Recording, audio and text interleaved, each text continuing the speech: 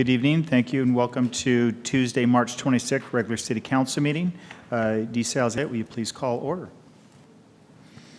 Mayor roll. Benjamin. Present. Councilmember DeLira. Here. Councilmember Fajarin. Here. Councilmember Gaither. Present. Councilmember Guido. Here. Councilmember Parks. Here. Councilmember Weller. Present. Councilmember Wright. Here. So for announcements tonight, we have a few. First, we continue to work on our sound system, so we thank everyone's patience as we work with the equipment vendor related to past meeting audio and video issues. We're on a pathway to solution tonight. We're testing new equipment. Please let us know if there's any problems. Next, Project Downtown. Construction for Project Downtown Pullman officially begins Monday, April 1st. Our downtown businesses are open and eager to greet customers during the project. To expedite construction of Project Downtown Pullman, East Main Street will be closed to vehicle traffic on April 1st. Pine Street will be converted to temporary two-way traffic. ADA pedestrian access will be provided to business front doors for customer along existing sidewalks. For more information, go to Project Downtown Pullman, all one word, .org. On the website, you can sign up to receive a weekly e-newsletter sharing information about the construction project's progress, any changes to traffic control or business access, and topical stories that may be of interest. The Pullman Parks Recreation is celebrating Spirit Week next week, April 1st through the 5th, at its three facilities, the Rec Center, the Senior Center, and the Pullman Aquatic Fitness Center.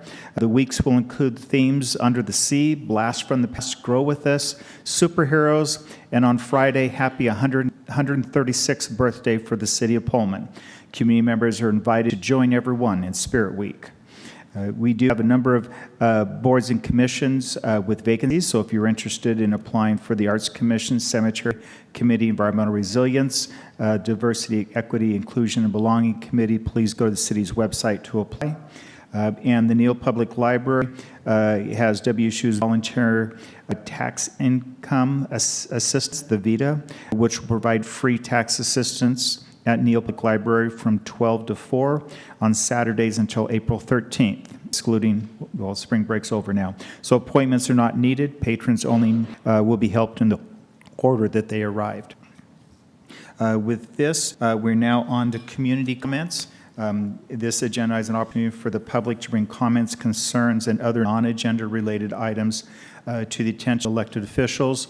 So this would be non-agenda item where we're taking action, which would include where it's a discussion. Your 3 minutes will start now. All right, fine.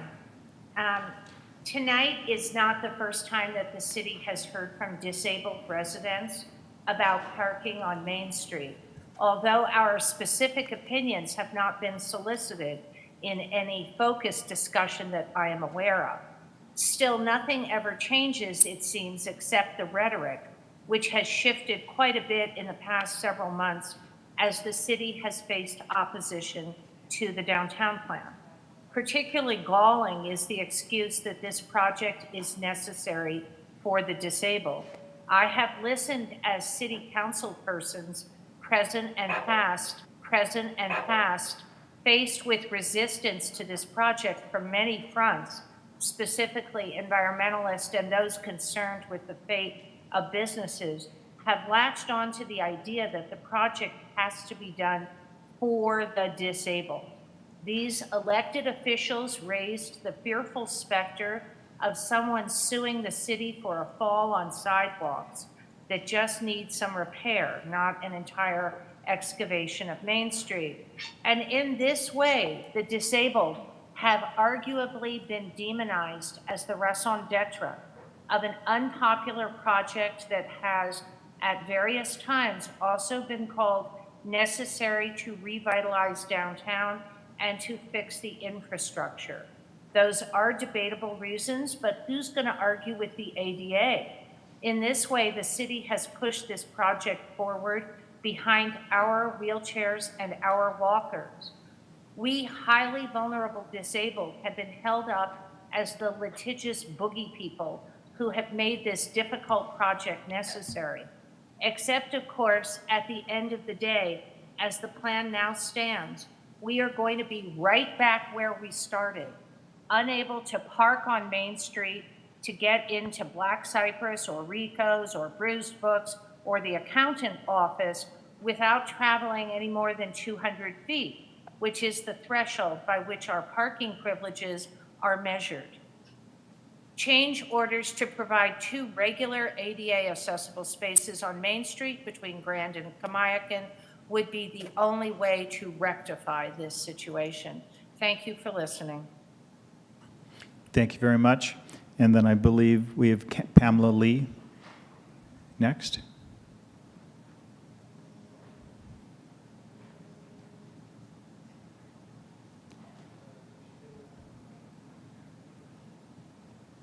Pamela, you should be unmuted now.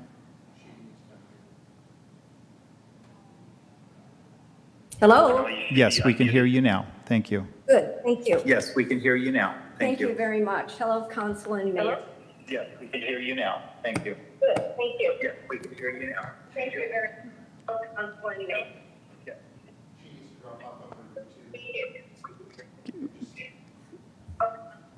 We need you to come to drop off of YouTube because it's you're echoing. Okay, You're echoing.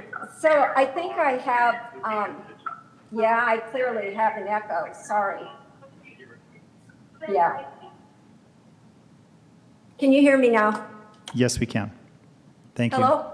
Yes, yes, we can hear you. Thank you for your patience. Yes, we can hear you. I wrote council about this change order request, and I provided more detail in my letter. And I also spoke with 3 people at Welch Comer's gathering on March 13th. I urged council to provide 2 standard ADA parking spaces on East Main Street between Kamiakin and Grand. And this is, of course, the block of Main Street where most of our downtown restaurants and coffee shops are located. And I also came to council on the town hall in September 2023 and requested an ADA parking spot on East Main when I wasn't walking. And I think that perhaps council thinks this need has been met because they have said as much in subsequent meetings that there would be a spot on that most economically vital block of Main Street, but there's one on Olson Street. I understand that this is a square block, but for the disabled person, this is not providing accessibility. By definition, if a person is using a disabled parking placard, it means that that individual's doctor and the state of Washington have determined that individual cannot walk more than 200 feet. And to give the able-bodied person a perspective of what 200 feet might be downtown, Google Maps tells me that from Carmel Minogue's business to B&L Bikes is 203 feet. And we all know our Main Street, B&L Bikes to Carmel Minogue, that's a very short distance. To walk from the new spot on Olson Street to East Main is over 530 feet. And if we're using the placard, we're attesting that we cannot walk that far. So tonight I'm speaking because I'm asking as you consider change orders that you keep your word. And by that, I mean that from October 2022 all the way to the most recent bid discussions in February 6, 2024, the disabled community were promised that they would be able to access the main streets with new sidewalks. So if that disabled individual cannot walk 200 feet, they cannot access the new smooth sidewalks on Main Street.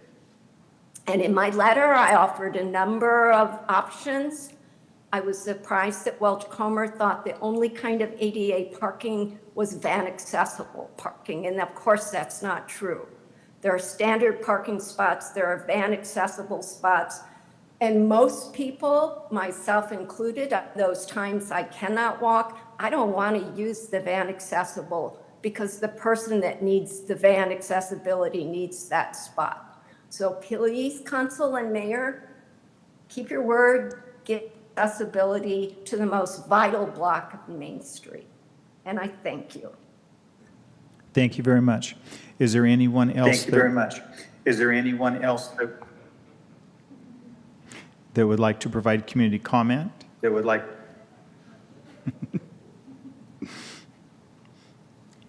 With that, Bobby?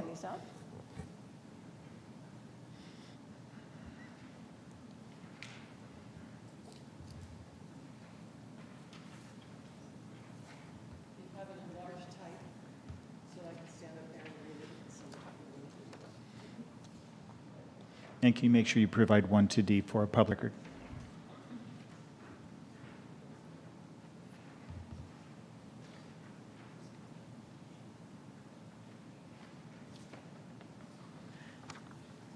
Please. Good evening. I think you all know me, Bobby Ryder with Pullman Civic Trust.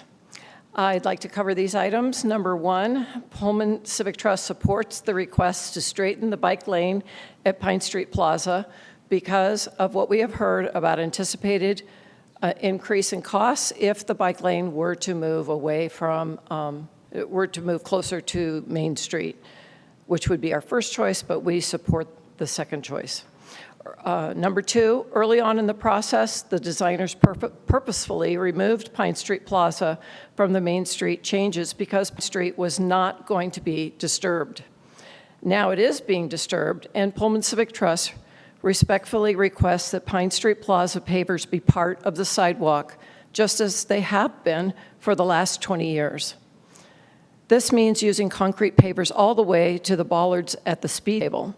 If adding texture to the downtown is a priority, which I've heard, then incorporating the plaza into the downtown will meet this objective. Number three, bike lane color. In my last conversation with Welsh Comer, I asked about could we have a dark gray bike lane and was told it was more expensive and that it would be red. Pullman Civic Trust objects to the red because it is quick to fade and to turn pink. Red fades faster in the sun than any other color. I was asked by Welsh Comer if I liked the idea of a brown bike lane because brown is a stable color. Pullman Civic Trust fully supports a brown bike lane because it will tie together the different textures and colors of the clay pavers and the concrete pavers in downtown. Number four, Pullman Civic Trust supports concrete bulb outs because the clay pavers, impervious concrete, to us is not as cost effective, and because we would rather have concrete pavers in the utility strip. We think that they are safer from a design perspective, they have more traction, and are more cost effective.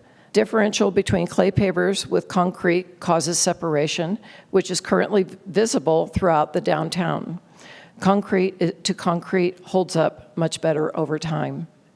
Thank you very much. Oh, I would like to add one thing. If cost is a reason to say no to bringing the pavers out to Main Street, Pullman Civic Trust respectfully asks that could we have a further conversation about this? Thank you. Thank you very much. Is there anyone else to bring public comment at this time related to a non-final agenda item?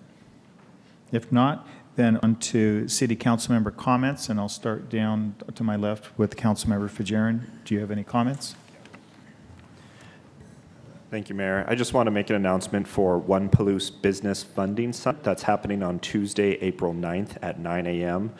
Join One Palouse for a day filled with valuable insights, networking opportunities, and resources to help your business thrive. Whether you're a startup looking for funding or established business seeking growth opportunities, this event is perfect for you. Connect with industry experts, investors, and fellow entrepreneurs to learn, share, and grow. Don't miss out on this fantastic opportunity to take your business to the next level. One Palouse is hosting the event at the Palouse Ridge Golf Club Event Center. You can register on Eventbrite. Just look up One Palouse, or you can find the link on their Facebook page. Thank you. Thank you. Councilmember Parks? Comment, thank you. Councilmember Wright? No comment, thank you. Councilmember Guido? No comment. Councilmember Weller? No comment. Councilmember Delira? No comment. Councilmember Gaither? No comment. Thank you. And I'd have any, we don't have any reports at this time. Is there, next is the future agenda requests. Are there any requests for future agenda items from any council members? Seeing none, we're on to community comments for final action items on the agenda. So at this time, a person may comment on any agenda item that the city council will take final action, including the consent agenda, but excluding items where public comment was previously accepted. So this would be for the consent agenda and then the regular agenda items 1 and 2.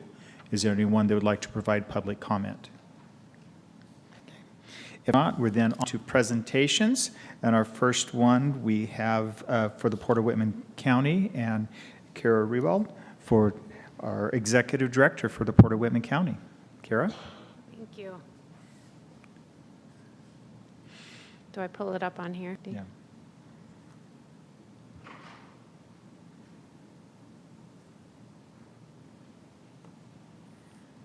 So I don't think I don't see it on here. It's okay. No, Did you we emailed it. email? It's not one of these? That might be. So that one is that one, this folder that's open right here. Well, that's this. No, Kara, not that one? no. I mean, that's my name. Let me go back and check on board docs. Thank you. Well, I'll just start off. I'm Kara Rebold, Executive Director for the Port of Whitman County, and I have here with me Commissioner Christine Meyer. The port has, I think I'm doing a little bit of an overview of the port, as well as, if we can get a PowerPoint up, some of the projects that we have coming up. So for new council members, it's nice to meet you. The port has a board of 3 commissioners that are elected, and they serve to guide the port. Our port is district or county-wide, so it covers the entire county, and the commissioners are divided into 3 districts. They match the same districts as the county commissioners. So we also have Commissioner Tom Camerzell and Commissioner Carl Weber that serve on the board. I really was going to follow my slide presentation, so one of the main things that the port does is a lot of economic development activities. So, oh, good, thank you. I can wing a lot of things, but I wasn't planning to wing this. Thank you. Okay, so next slide. There we go. So there's the commissioners, and tells kind of where they live. So Carl's in Tico, Christie's outside of Pullman, and Tom in the Wilcox area. And you can see that our commissioners serve for 6-year terms, and they rotate every 2 years. Another commissioner's up for election, so we have some continuity through that process. Next slide. So focusing on improving the quality of life for people in Whitman County, and that we do that through economic development, industrial real estate development, multimodal transportation, so the airports, railways, waterways, freight traffic, and on-water recreational opportunities. Next slide. Next slide. So a new development for the port. Last July, we were selected to become the Associate Development Organization for the county. County commissioners select the ADO, and then the ADO executes a contract with the Department of Commerce. And so in doing this, we have to report to the Department of Commerce on specific activities, the new business recruitment, how we can help existing businesses expand, and then also work on sharing resources to business owners. So we work very closely with SBDC, Aziz Makani. We work with One Palouse, and we also work with the Economic Development Director here at the City of Pullman, Sean Miller, to do all of these things. We host economic development informational meetings every other month, where we invite elected officials from the towns, from the county, to come and learn about what's going on, share what's going on. Last a couple weeks ago, we had the mayor come and present about the City of Pullman's downtown project, so everybody got a chance to hear about that. We had a hospital present, so an opportunity to share resources, to discuss infrastructure projects in the county, and economic development opportunities. Next slide. And so here's some photos from one of those economic development meetings, and kind of went through the bullets there of what we're doing. The other thing we're doing as the ADO, really reaching out to communities and looking for opportunities to support, especially the more rural communities in Whitman County, their efforts in economic development and tourism. So we recently signed an economic development and tourism agreement with the town of Oakdale that supported their needs to improve the infrastructure at the public restroom that's along that highway. They get traffic counts from DOT, over 1,000 vehicles a day passing through there.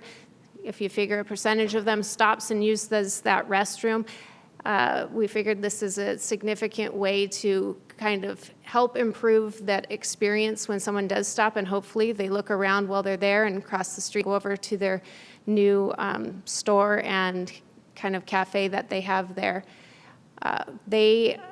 In return, the city is going to cover the extra costs of that restroom improvement, as well as continue to maintain it monthly. So they don't get any funding from the state to do that. So this was one way that the port could support what was important to the town of Oakdale. So we continue to look for opportunities to reach out into the county and support local efforts. Next slide. We received late last fall an announcement from the Environmental Protection Agency, federal funding of a $500,000 four-year grant. And this grant will kick off, have an RFP that's going to go out on the streets to select a consultant, and the work will kick off later this spring, early summer. And what it really does is it builds on, last year we got $10,000 to work with the Department of Ecology in our state to kind of identify potential brownfield sites. And those didn't involve any testing, anything beyond reaching out to communities and saying, is there an area in your community that you think might be a brownfield? And that's all it was. It was just, do you have any places that you think might be? This next phase is working with those communities to then do actual testing on brownfield sites that will kind of lead us down a path, hopefully, for redevelopment of at least 2 sites in the county. So one example of this, the city of Palouse did a nice project. It took several years, but the end result is now a new brewery in Palouse and a veterinary clinic. And that all started off as a brownfields project over probably 15 years ago. So we'll start off working with communities and select out of all those discussions, we'll be able to select 9 properties to do a phase 1 environmental site assessment. And then from there it funnels down and we can do phase 2s on 5 of those 9, and then cleanup plans and reuse plans. And hopefully that will position at least 2 locations in Whitman County to go on and pursue further brownfield funding to do similar types of redevelopment.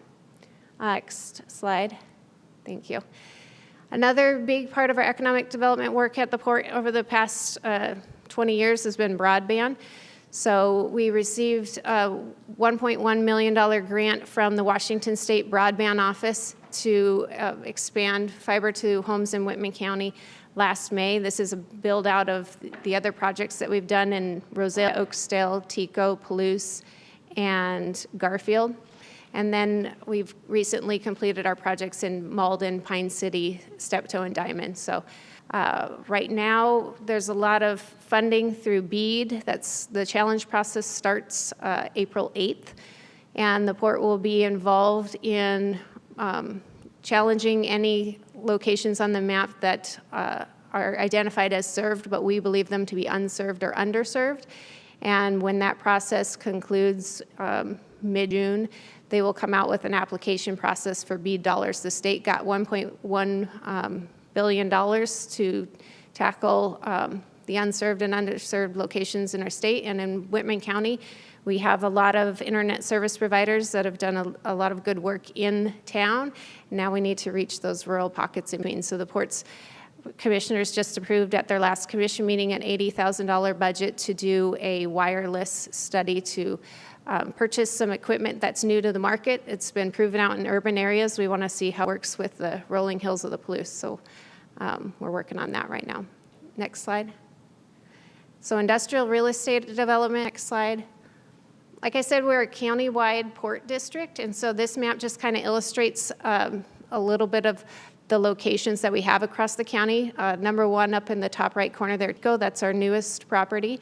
We are working on engineering and pre-planning for that property. You can see we have 3 on-water industrial parks. So Port of Wilma is closest to Clarkston, then you have the Port of Almota. Right next to it is Boyer Park and Marina. So if you've been to Boyer Park and Marina, you've driven past the Port of Almota. There's 2 grain companies there. And Port of Central Ferry, so right before you cross the Central Ferry Bridge into Garfield County.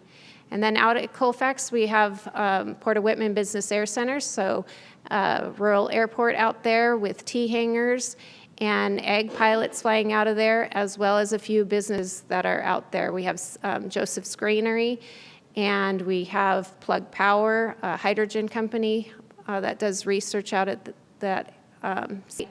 And then we have the Pullman Industrial Park. Next slide. So some pictures of those sites. You can see our on-water sites are beautiful. They have rail through them that the port owns through Wilma and Central Ferry, and then they also have barge loading facilities at all 3 of the sites. We have grain companies that load onto them. We have Bennett Lumber and Industries that also loads on wood chips, and then we have companies that are shipping fertilizer chemicals also up through there. Next slide. So at Central Ferry, we have a project that's going on right now. Agro Solutions, a company that you might have seen, they have a newer building out across from Ardent Mills at the blinking light on the way down to Boyer. They are building a $2.5 million fertilizer manufacturing facility down at Central Ferry. And so the port applied and got Department of Commerce Community Economic Revitalization Board funding support in the form of a $1.6 million loan to extend our rail infrastructure. It's the little red line on the photo there, across the road into the agro site, as well as to put in a well for agro to use. And as a result of this, we have a 20-year lease with the company, and they estimate that they'll have 7 new jobs once the project is completed. Next slide. Out at the Colfax Airport, the Port of Whitman Business Air Center, I mentioned Plug Power. We're excited about this company. It was originally Protium. It came from researchers at WSU doing hydrogen work.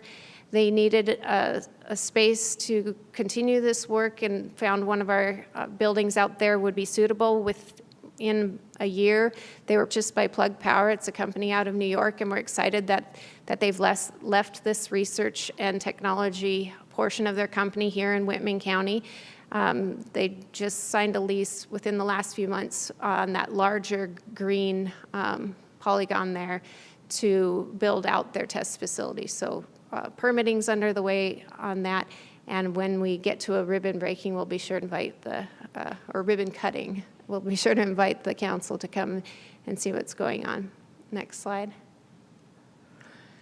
So TECO, we go to CURB a lot for funding. They meet every other month. They are really easy to navigate the application.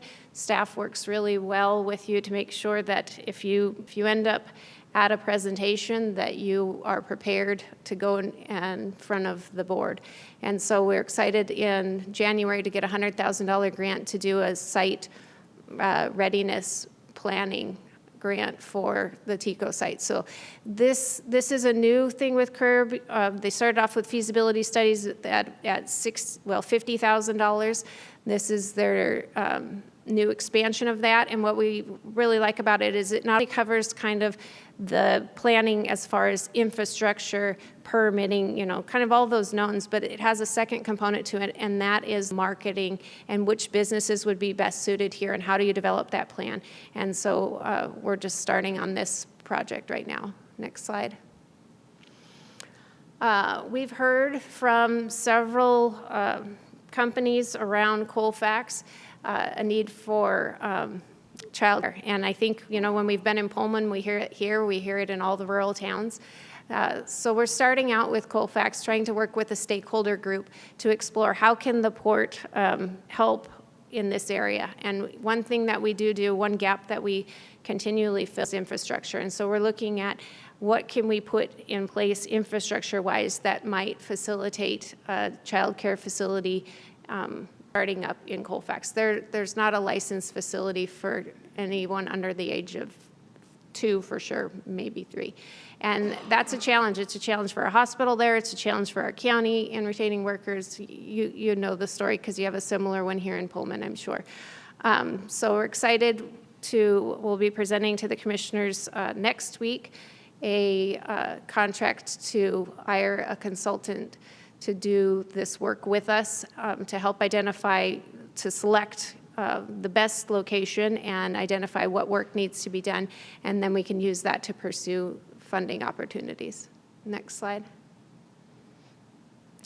And then another project that has been percolating for a little while is the idea of a scaling facility. And we conducted a feasibility study that ended last fall. It started in December of 2022. It involved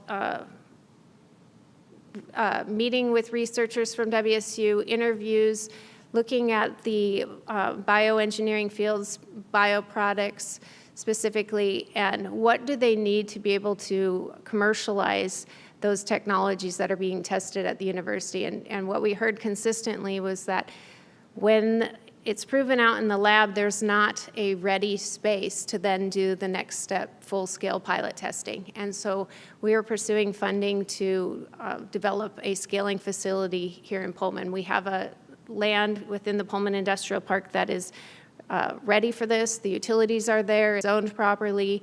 We have a pipeline of need. We've heard from both WSU and U of I researchers that we've spoken with, and we want to move forward in seeing how we can provide a space to do this. Right now, you might be familiar with the company AEM.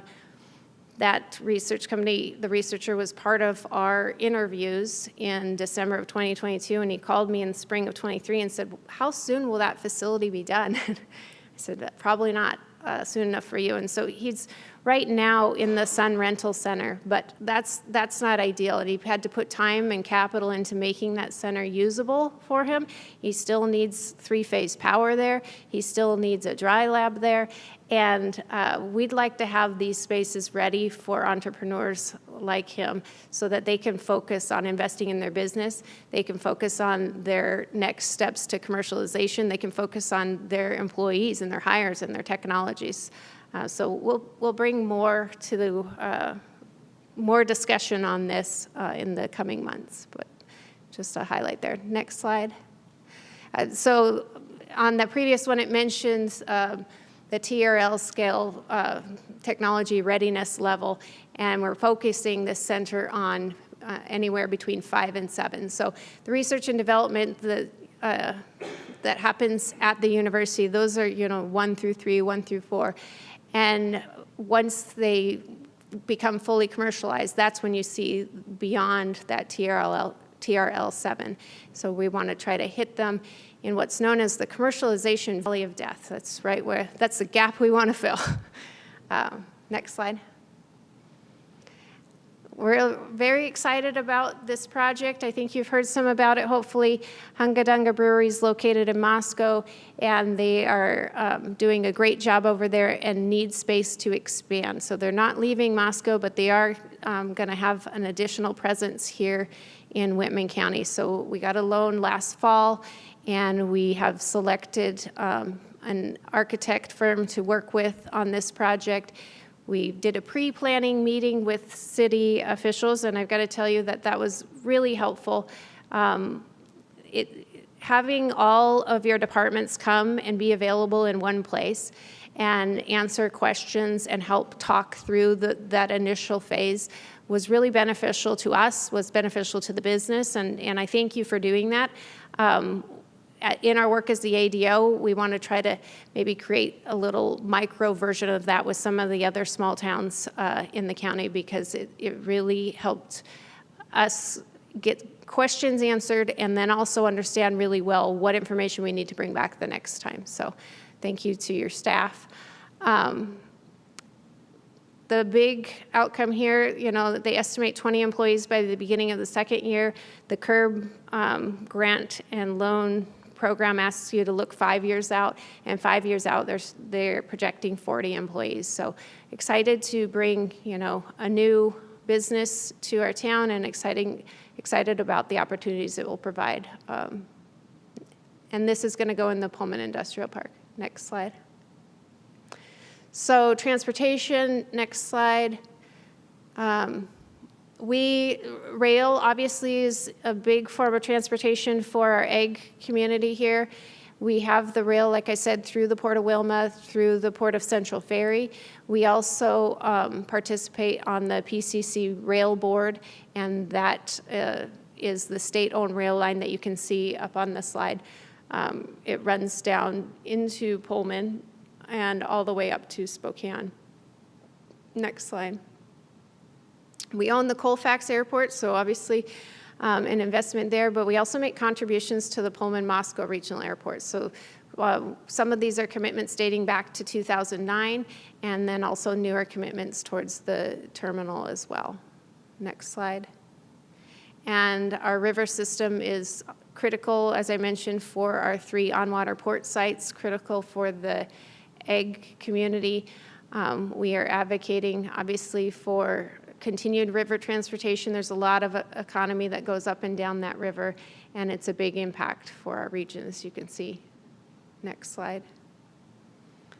Part of our advocacy involves belonging to a couple associations, the Pacific Northwest Waterways Association, so ports from Washington, Idaho, Oregon, as well as businesses, shippers, all participate in that association, and we go back to DC once a year as part of that advocacy effort. And then we host the Snake River Family Festival, and if you haven't ever been down to it, it's June 8th this year, 10 to 2, and it's a completely free day where we like to highlight all of the river uses. We've had from time to time WCU Rec down there with kayaks. There's a bike trail along there that last year the concessionaire had bikes available for people to use for free. Businesses like the McGregor Company, the Army Corps of Engineers. One year they brought out the fish transport vehicle. So just a chance for the community to learn about the river system, and then also have some free food, listen to some music. And you can see port staff serves Ferdinand's ice cream, so if nothing else, come get some ice cream. Next slide. And part of all of that river advocacy is recognizing that the lower Snake River dams are what make all of that transportation possible. So our on-water port sites with all of that economic activity, the Port of Alameda would not be there if it couldn't, if the dams were removed. The marina, which we completed a dock project on recently, would not be there. We wouldn't have that on one site if the dams were removed. And of course, our farmers would have transportation cost increases significantly, as well as right now, we are hearing consistently from the Department of Commerce that power is a major concern in our state, and removing the hydropower that the 4 Snake River dams produce is not leading us in the right direction of power. We probably need all the resources that we can get in this area right now. So the port's highly involved in that discussion and wants to be part of solution making around all of it. Next slide. Next slide. So I think this is the last one. We just want to highlight, if you haven't been down there, we did a $6 million project that replaced docks. It put in a ADA accessible dock and a brand new fuel pump dock. So really thankful to the state recreation and conservation organization, that the RCO that contributed $1 million to this project. The port commissioners covered the rest of it with our revenues that we had built up, and it's a really nice facility. So encourage you to come down. And as part of it, boat launch fees were eliminated. So come launch your boat on the river. And I think that's it. And the next slide, yeah. Thank you for having me here today. If you have questions, I'd be happy to answer them. I feel like I might have taken more time than you had allotted, but I appreciate the time. Well, great information, definitely appreciate it, and I enjoyed being able to be there and share about Pullman's downtown project. Are there any questions? Councilmember Wright? Thank you, Kara. Very informative. A lot of things that I had no idea that the port was involved with. I have two very simple, basic questions. One is, what is scale testing? So in the lab, you're testing at lab scale. We want to test at the scale that you would need to commercialize it. So they need more space. They need the waste streams to already be permitted. They need all of the infrastructure, the tools in place. And so we want to take it to, high bay ceilings. You can picture the roll-up doors, things that they don't have in the research lab at the university for most researchers. Okay, thank you. And the question I had, the Pullman Industrial Park, is that the same as what we often refer to as the Technology Park on Eastgate Boulevard? Is that where we are? No, they're Okay. different. So that Technology Park on Eastgate Boulevard, I believe, is the Washington State University's Technology Park. So that's different. The Pullman Industrial Park is probably best known because of SEL is there. Okay. So Okay, that's so it's out that way. Meter Group was up there. Mary Sellers Winery. Yeah. Got it. Thank you. Thank you. Councilmember Weller? Thank you, Mr. Mayor. Kara, this was awesome. I have to just say the tour of the plug facility was eye-opening. I already knew that you, especially you, your team, it's really you, that's the team, that I there's a whole team. understand. Everything that you're doing is really very impressive, and that plug, it's at the forefront of the technology, and I feel like it's good that you're talking about it here because, yeah, a lot of us don't realize exactly how much the port really puts into, our area, our region, and city of Pullman especially. So thank you so much for this. Thank you. We have some great entrepreneurs in our region. And, when we think of Plug and AEM, they're doing hydrogen work that's cutting edge. And our state is excited to announce, its hydrogen hub. And I want to find a way to make our, the hydrogen work that's happening here, even though it's long distance from where they're trying to put the hydrogen hub, to somehow keep these businesses in that loop and to keep them part of that funding cycle, because we have a real asset here in Whitman County, and it's all of the, all of the folks that are working hard at the university to develop these new technologies, and they are one of our natural resources in Whitman County. So the port's goal is to help them be successful and stay in Whitman County. So thank you. Councilmember Gaither? Yes, yes, you are doing amazing work. I would like to hear more about your new business recruitment. Can you elaborate on additional strategies the port employs to attract new businesses to Whitman County? I will try. So it's really new. Since July, we've started, as the idea, we get leads from commerce. So that's one avenue. Unfortunately, a lot of those leads aren't a good fit for the region because they need a lot of water and a lot of power. So that's a real challenge right there. And then some of them, a lot of jobs. And so, we don't have necessarily 1,000 people waiting for a job. So, but that is one avenue. The other thing that we are doing is we've developed a site called Choose Whitman County. It's in partnership truly with the Department of Commerce, who has a site called Choose Washington. And the two are linked together. And through that, we're able to put properties on there that are available. So properties that are available for sale. We've had some realtors reach out to the port directly and say, hey, I want our property on our site. It does pull from the MLS, but that doesn't catch everything. We also can put on the properties that are for rent. And even some of the towns that own their own buildings and want to rent out space in the buildings. So we do that. So developing that site has allowed us that when we hear, someone wants to grow or someone wants to move, we have a better idea of, okay, well, where could we put them? Because that is a big challenge. One thing that the commissioners have talked about over the past year is, the Pullman Industrial Park, we had 5 lots. Hungadunga's going to take one of them. The scaling facility will use 3. We have 1 lot left up there. So we have one place that, if there's a company that wants to expand and needs industrial land that's ready right now, that's the only thing that the port has in Pullman. Out at the airport, we don't have any other industrial land available right now.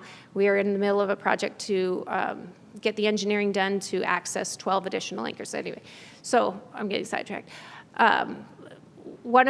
So another part is kind of trying to find what we have available and then figure out what we need and develop that out. Then actually the recruitment, it really is a lot of conversations, a lot of just turning over rocks, meeting with people. There's a new hire, Rebecca Huber. She has started to go to businesses. She literally calls them up and meets with them and just asks, what are you working on? What are your needs? What's your challenges?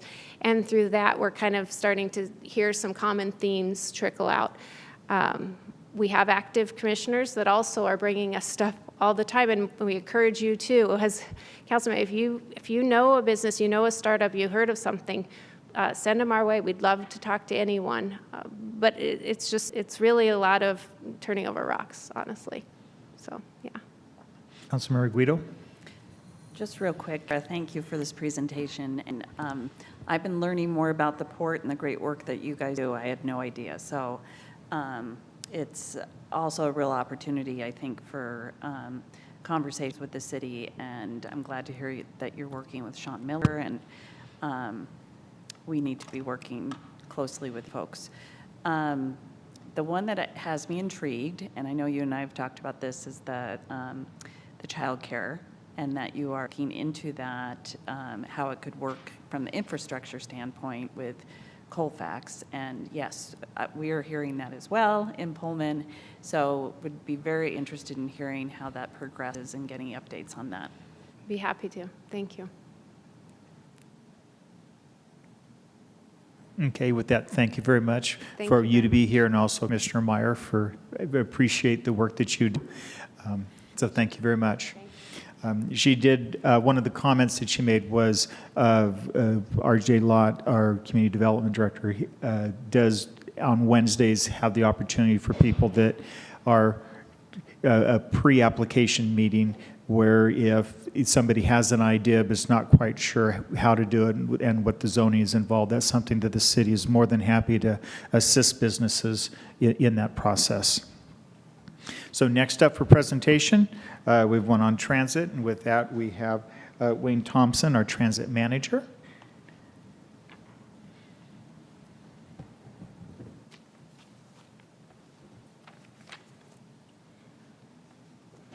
Thank you, Mr. Mayor, members of the council.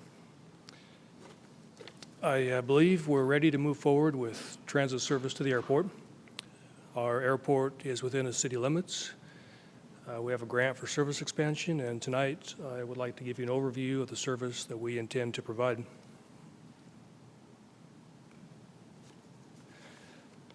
The grant award was made last spring, and the funds were available in July. The way the grant was written, we originally intended to provide the airport service just during our regular transit operating hours, so basically daytime hours. But with the struggles of returning to full staff, starting of that service has been delayed. But where we find ourselves now is the first 10 months of the grant by May are available to maybe do something greater than what we thought we were going to do from the start. We also had a partner grant that was for smaller electric buses with luggage racks. And as we found out, it takes a while to have buses built, and these buses, 3 buses, won't arrive for about a year. But in the meantime, we have operational grant funding for this expansion. We have an airport terminal with its grand opening due in just this May. And with the help of some inside contacts that our Public Works Director, Sean Wells, has, we now have vast amount of scheduling information we receive every week from Alaska Airlines. All the details we need to know when flights are coming and going and when we need to have a bus there. In summary, we have 4 daily arrivals, 4 daily departures, year-round service to and from Seattle, but the Boise service is seasonal. This summer, for example, we'll lose service to and from Boise. Our plan is to serve all of those routes, or all of those flights. The route has been designed to be accessible to all neighborhoods, trying to have consideration for limited late-night noise with a mixed fleet of diesel, hybrid, electric buses. That could change as we're able to commit a fleet of straight electric buses, but keep in mind as we expand the route, so too does the time it takes to run it. And right now, a 45 to 50-minute route is already somewhat questionable as to how many people will use it if you start at the very beginning of that route.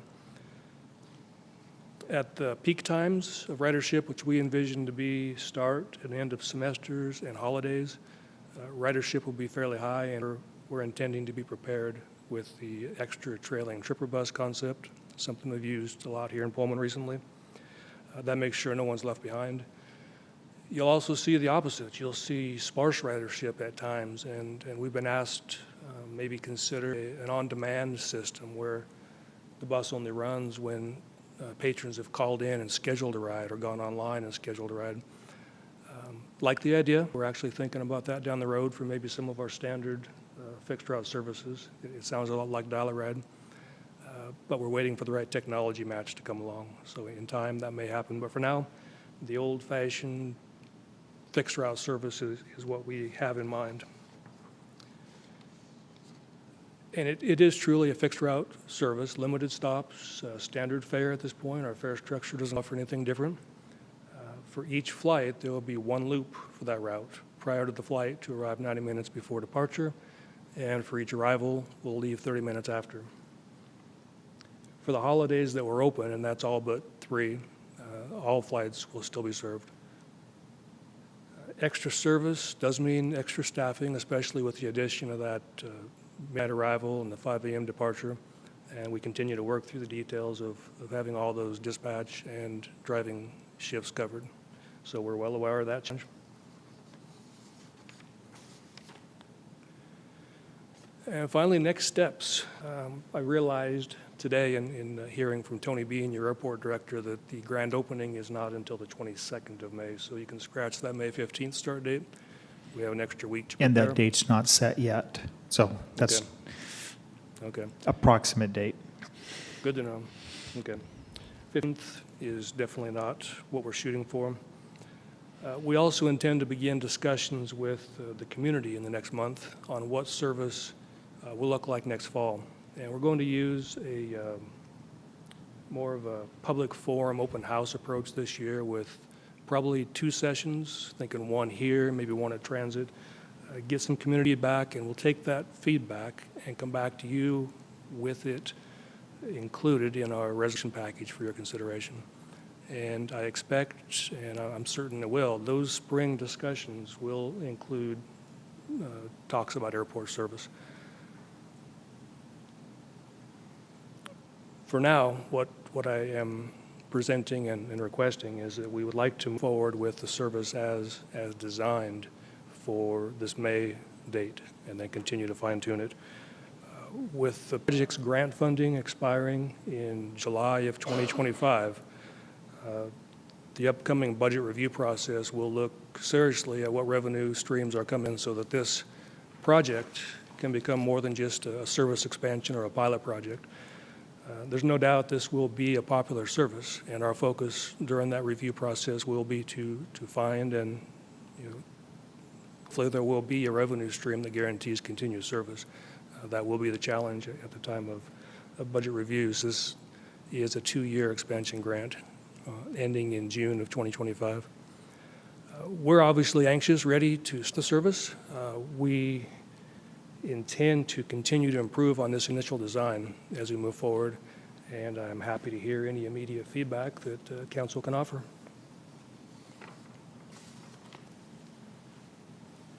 So, Councilmember Weller? Thank you, Ms. Mayor.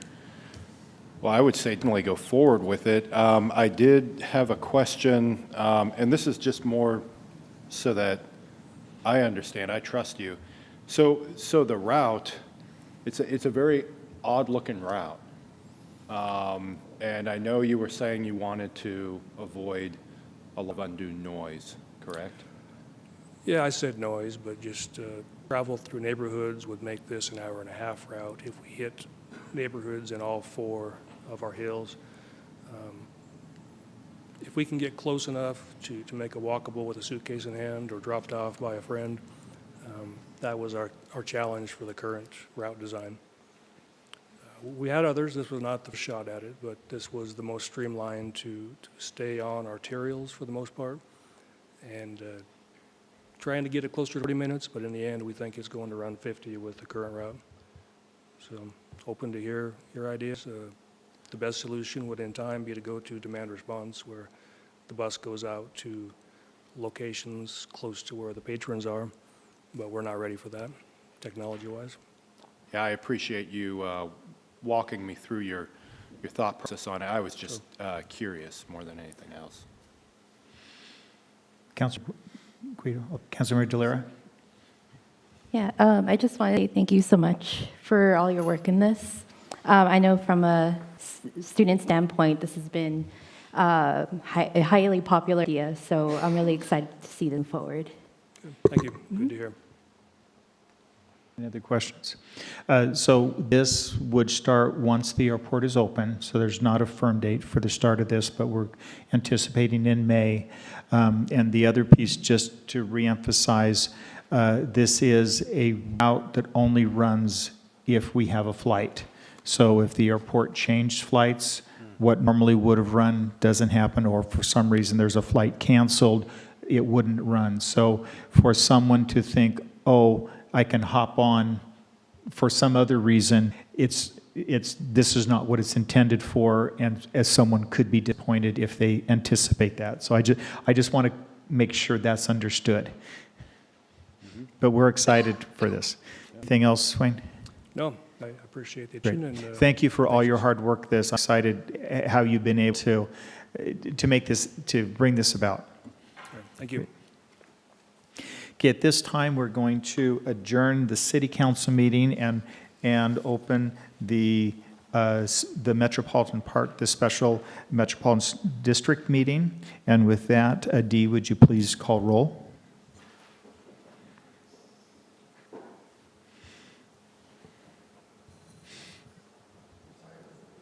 Oh.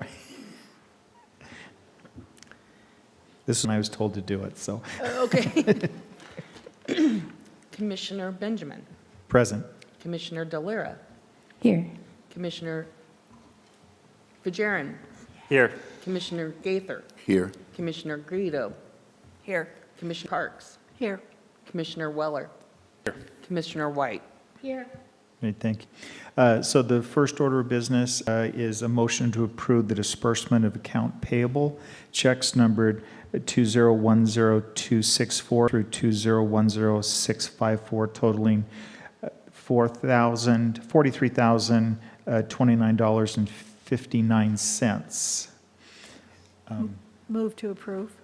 Second. Second. Is there any discussion?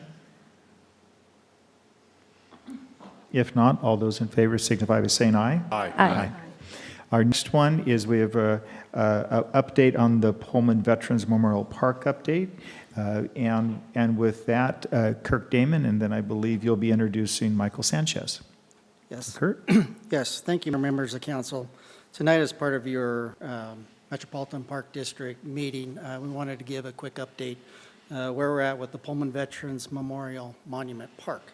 A little background history. Really, the concept started in 2015 with members of the local American Legion, Maynard Price Post 52, cemetery committee members, and Alan Davis, the former parks manager, began discussing kind of the desire of having a dedicated space for ceremonies where you could, so for Memorial Day, Veterans Day, maybe just even a place for veteran family, friends to to go kind of have some peace. I think this really started years prior where there might have been a celebration down at the War Memorial obelisk down by the WSU Visitor Center on Main Street right there.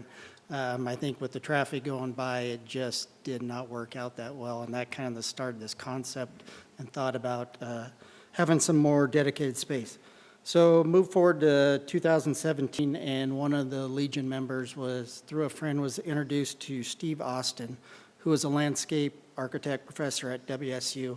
And they kind of started having the discussions of what they would like to see in a site, and really working with Steve to develop a concept and a vision to move forward. And so, go ahead right here. So this is one of the pieces of work that Steve developed. And thanks to him for doing so, because it's really kind of transpired in where we're at today, and his time in volunteering to do so. So Veterans Memorial Park, just so kind of if you're not familiar, this is a triangle piece of property just west of the existing cemetery. So south of Fairmont Street, and if you're driving into this cemetery, would be on your left. So about 2.8 acres, the property. This is land that the city did not own, so that kind of jump-started the next steps of securing the land and working with the existing property owners out there. So this was in 2018. We get into COVID and finally kind of restart the process. So in, I believe, late summer, early fall of 2022, the city worked with the families and were able to purchase the property. And thankful to those owners because they did make some concessions on the property and worked with the city and kind of made a favorable purchase agreement going forward. So now that we've got kind of a design work from Steve Austin, property secured, move forward to the Legion Cemetery Committee, start raising funds for the project. And last year, late June, and at the 4th of July celebration, the American Legion made a presentation to City Council about the Veterans Park going forward and made a $25,000 donation to the property. So currently there's a group of the Legion cemetery members and kind of some other key individuals that are out doing presentations, working with some key members in the community and raising funds and making people aware of this project. And to date, through donations and pledges, about $100,000 have been raised. So kind of going forward off of Steve Austin's work, and here was one of his proposals, and then this is kind of the main piece of the park in the Memorial Plaza.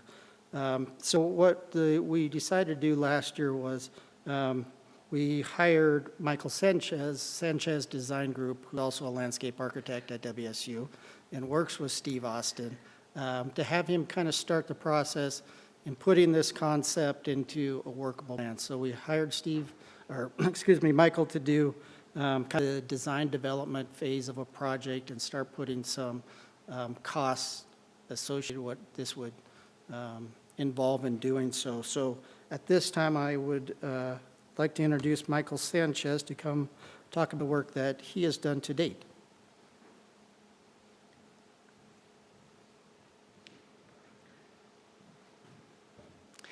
Mr. Mayor and council members, thank you so much for having me here. It's been a privilege to be a part of this project, and as a professor at Washington State in the landscape architecture program, it's equally exciting to be able to share the work that we have gotten to be able to do with our students. So it's been a great learning project as well to share with them. I would like to walk you through the design a little bit to give you an idea of what is occurring here. As mentioned, it's about 3 acres, 2.8 acres. The majority of the site will be retained as a natural area, and there is a couple of different circulation routes on this site. And the the main portion of the site is the Memorial Plaza and the entry area. In Steve's original design, the parking was immediately the first thing that you entered, and then there was an information so that there is more of an entry plaza that visitors would be welcome to, as well as a drop-off area for guests and veterans who might be disabled or where a longer walk would be difficult. So that there is a turnaround there for vehicles, more pedestrian-type vehicles, and then there is the donor plaza that is set immediately after that. So the idea was to create an entry experience for the visitors that was separate from the parking. So the parking wasn't the first thing you were greeted with. The committee also indicated that they would like a restroom facility, and that restroom facility has, you can see it over there to the kind of the east, the southeast of the entry plaza. The restroom facility would be right adjacent to the kiosk. It was determined after looking through this that the location where the kiosk was formerly designed was the entry area for the field, for the agriculture, the farmers to get into that field. So we didn't want to block that. And it made more sense for it to be part of the overall entry experience as well. So all of that has been created there at this entry plaza. The entry plaza, I don't know if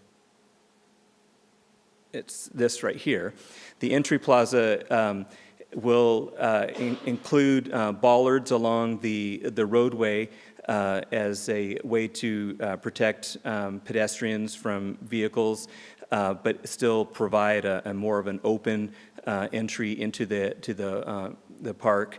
And then there is a pergola that you would pass underneath, and that has seating underneath it. And so that pergola on columns there will provide that entry, kind of an entry statement to the park.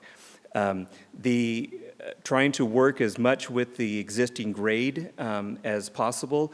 The Memorial Plaza is up on the highest part of the site, or close to the highest part of the site there in the middle, and I'll zoom back to that in just a moment.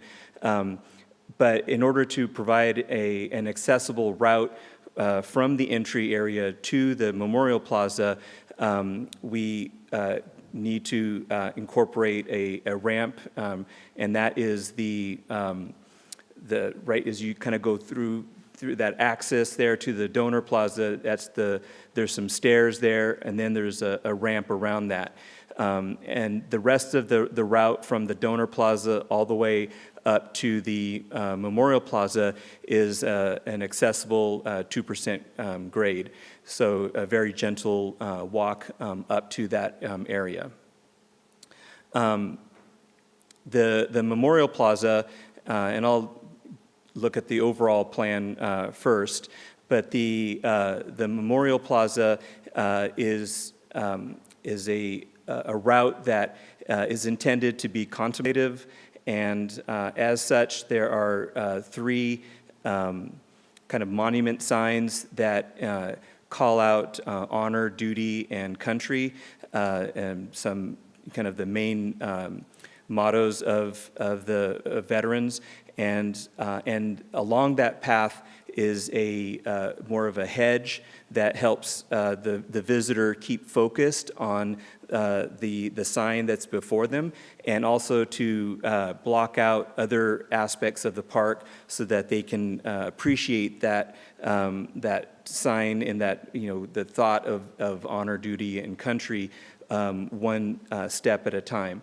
And so once they reach that particular sign, then they would turn, and then the next sign would be visible. And then after they reach the second one, the final sign for country would be visible, and that opens up into the Memorial Plaza. The Memorial Plaza is a combination of a memorial wall, the main feature there, and the memorial wall is through this process we wanted to use a local material, so the memorial wall is created through basalt columns, and the names of veterans, MIA and POW individuals will be etched into the basalt columns. Behind the columns, and here you can see an elevation on the lower left. The brown at the very bottom there, it's a little difficult to visualize maybe, are the basalt columns. And then behind them are our country flag, the state flag, the POW MIA flag, and then the 6 branches of the military are represented here. This enlargement of the plaza shows seating. You can see the white little squares in there. This was one of the layouts of the seating that we looked at. And this is for events and other types of gatherings. And it's temporary seating that can be removed and brought in. There are, along this accessible route, there are several seating opportunities, and then the route that goes throughout the entire area would be a gravel path that is not accessible, but would be for passive activities like seating and reading and things along that pathway. In the coming through the path up to the memorial, you pass through a grove of trees that are intended to blossom white and red and to be kind of emblematic of our flag, the stars and stripes, and the stars would be the main star in the Memorial Plaza, and then the stripes of our flag are represented by the flag, the grove of trees. I think, let's see, you can see that here in the in this overall plan view. So as I mentioned, there's 2 different routes. There's one that kind of goes around the outside. You can see that there is kind of in this lower right corner, there's a dashed line. These were some phases that we were looking at in terms of developing the park, and this is kind of the first immediate phase. That route is all accessible.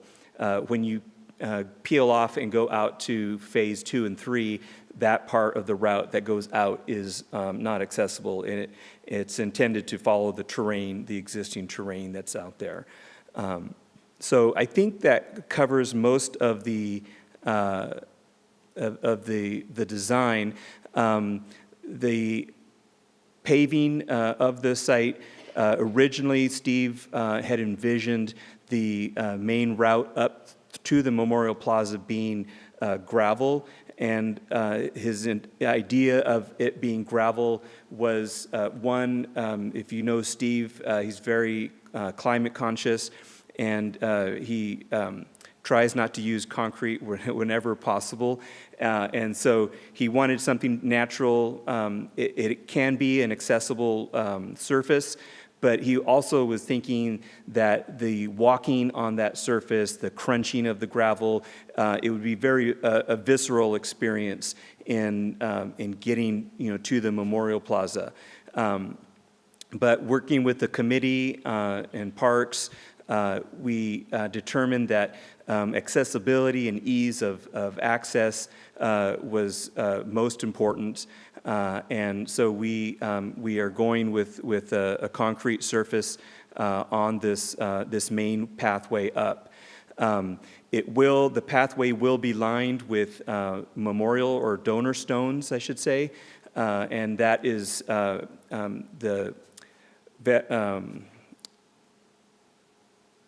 the Legion, American Legion group, was looking for opportunities that could be included in the park that could be donor opportunities. So benches, trees in the park could all be labeled as donor opportunities, and then parts of the paving could be etched with donor names as well, and all for different prices depending on what the material is.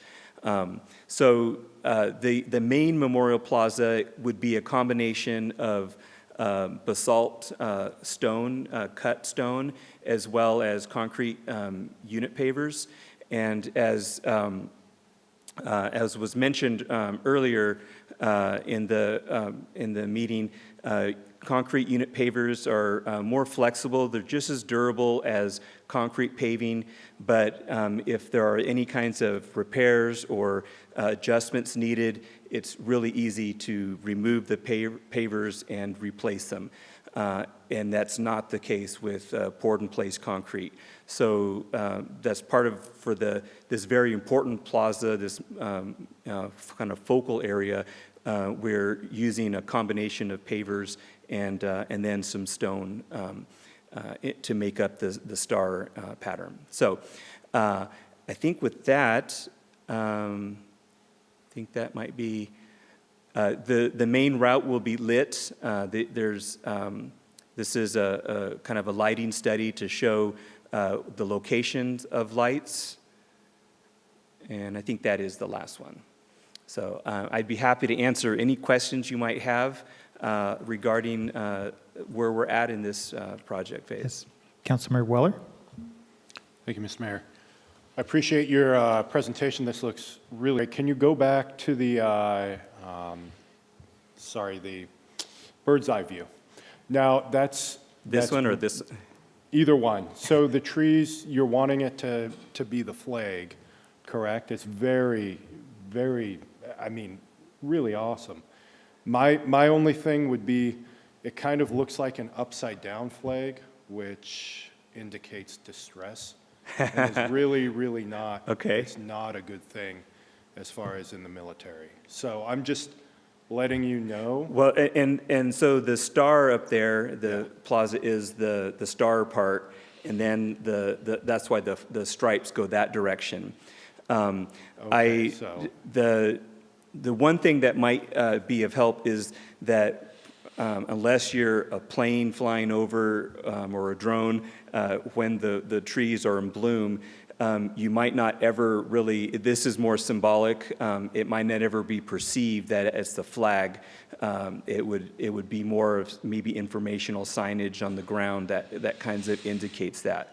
But okay. That is a great point. I hadn't considered the distress aspect of it. Okay. So thank you. And the other thing I would mention is, I was at a Veterans Roundtable last week, and they were talking about this, and the thing that both of the Cokers, Eunice and Jerry, were talking about from Maynard Price was that it is, even though it's in Pullman, and I want to make sure that we all understand this, because when I was talking about it, I said, Pullman veterans, they said this is a Whitman County representation. You know, everybody in Whitman County is represented. Yes. It's not just Pullman. So just wanted to make sure to clarify that. They clarified it with me, so wanted to push the message Thank you. past. So, yeah. Yes, and that's correct. It is a Whitman County Veterans Honor. Yeah. Great. Any other questions? If not, Michael, thank you very much. Appreciate the presentation. Thank you. And Kirk, is anything else? Looks like Kirk's done too. Okay. So that completes the reports. The last item we have is a motion to adjourn for the Metropolitan Park District. I'd entertain that. So moved. Second. All those in favor signify by saying aye. Aye. Okay. So I'll now reconvene the Pullman City Council. And with that, we're now on to the consent agenda. The items listed on the consent agenda are considered to be routine in nature and will be enacted as a single motion of the City Council without separate discussion. With that, I'd entertain a motion to read the consent agenda by title only. Is it second? All those in favor signify by saying aye. Aye. With that, if you please read the consent agenda. Yes, thank you. The first item is a motion to dispense with the reading of the March 12, 2024 meeting minutes and approve them as submitted.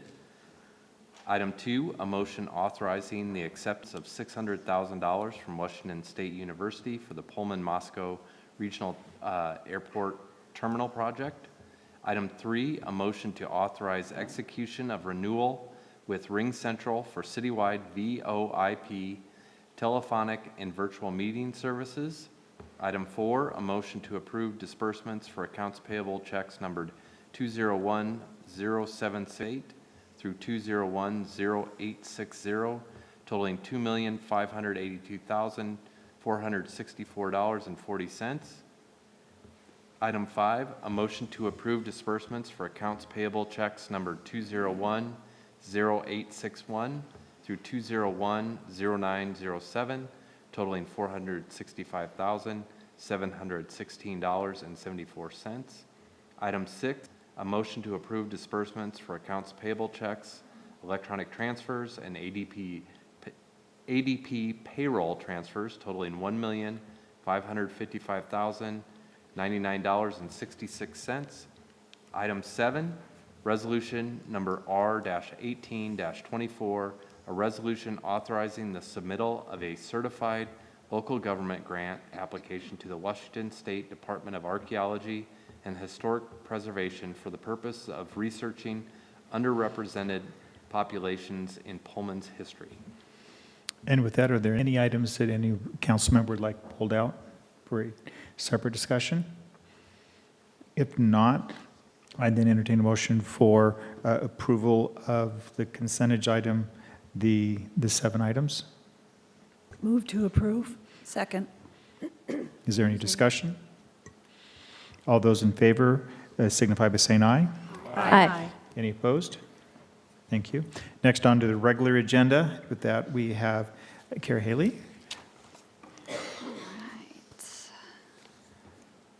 Let me see if I can get my slides up here. As you get your slides. Yeah. I'll give them a second. All right. Okay. Well, thank you, Mayor. Good evening, Council. The action before you tonight is a resolution accepting the low bid of East Slope Earthworks, LLC for the Canyon View Trail project. So this project is located on the northwest quadrant of Pullman and consists of constructing a 12-foot wide new or rebuilt gravel trail, along with maintenance and refinishing of existing gravel trail in the vicinity of Conservation Park. The exhibit shown on the right depicts the proposed trail extents, which traverse from Canyon View Drive to Harrison Street. The total length of the trail system shown is approximately 2/3 of a mile and will not only establish new walking connections, but also help provide for maintenance access to several sanitary sewer manholes. Project work also includes constructing a small amount of concrete curb and gutter and sidewalk, installing storm sewer pipe and 2 catch basins, inclusion of temporary erosion and sedimentation control measures, landscape restoration, and other miscellaneous related work. So we did have a bid opening for this project on March 14th of this year, and we had 4 proposals basically received. A complete bid summary was provided in your council packet with the total bid amounts from that listed in the table shown. The low bidder is East Slope Earthworks, LLC, at $270,525.50, which is roughly $35,000 lower than the engineer's estimate. City staff reviewed the low bid and deemed it responsive and the low bidder to be responsible. So staff does recommend that council adopt Resolution R-1924 as presented, awarding the contract to East Slope Earthworks, LLC for the amount bid. If approved tonight, the project will be funded by the Parks and Paths bond, which was approved by voters in February of 2018, and the sewer maintenance budget of the utility fund. Next steps would be issuing notice of award to the low bidder, followed by notice to proceed once appropriate paperwork has been returned and the contract officially executed. The contractor on this particular project does have some flexibility in terms of when they can commence with on-site work. We expect them to start sometime spring or summer, and their primary constraint is that the project must be physically complete by mid-October. And I would welcome any questions. With that, any questions? If not, entertain a motion for Resolution R 1924. Move to adopt. Second. With that, Resolution number R-1924, a resolution accepting the bid of East Slope Earthworks LLC for the Canyon View Trail project and authorizing execution and delivery of the contract for said project. with that, any discussion? Not, all those in favor signify by saying aye. Aye. Any opposed? It passes. And then regular agenda item number 2, Kara? All right, we'll get through this quickly for you. So this next item is also accepting a bid. This one would be for our Military Hill resurfacing project. So this is a roadway resurfacing project addressing 2 roadway segments on Military Hill. The first one is on Hall Drive from Orion Drive southeast to Stadium Way. And the second segment is on Stadium Way from Nye Street east to Grand Avenue. On the exhibit, this is shown in green shading. So the design treatment proposed for this project is a 2-inch grind and overlay. This works really well here because the existing pavement section is really thick. And this allows us to essentially grind down just the top 2 inches of the pavement, and then we come back and pave with new asphalt. Between grinding and repaving operations, the pavement substructure will need to be evaluated, and then select patching and cracking would be performed as warranted. This project also includes constructing 22 concrete curb ramps, utility cover adjustments, and pavement marking and striping. And then the contractor will also perform some minor spot repairs of sanitary and storm sewer that's basically located within the resurfacing limits. And then they'll also construct a small portion of water main. So we had the bid opening for this project on March 7th. We did receive 1 proposal, and that was from Motley Inc. The good news here that their bid was about $66,000 under our estimate, came in at $655,854.22. We did provide a bid summary in your council packet showing the unit prices bid on each defined work item, and we have reviewed the bid summary and determined that the prices are fair and represent the work involved. So for this project, a Transportation Improvement Board grant is in place, which will cover quite a bit of the project costs. The current project commitment by TIB is $530,288, with the city responsible for covering the rest. You might notice that the total estimated project cost listed here is higher than what Motley's bid is at. And the reason for that is that TIB covers a few other additional costs like construction materials testing. So we've included some of those costs in the funding application, or the contract basically. So similar to our last project, if awarded tonight, we'll get out a notice of award letter. We'll work with them to get the contract executed and then send out notice to proceed. Construction on this project would start at mid-June, and it would need to end by mid-August. And our reasoning behind that was basically trying to have the least impact on the school busing system as well as the system. So this aligns with the WSU semester as well as the public school district system. Staff recommends that council adopt resolution R 2024 awarding the contract to Motley Inc. for the amount bid. Take questions. Any questions on this?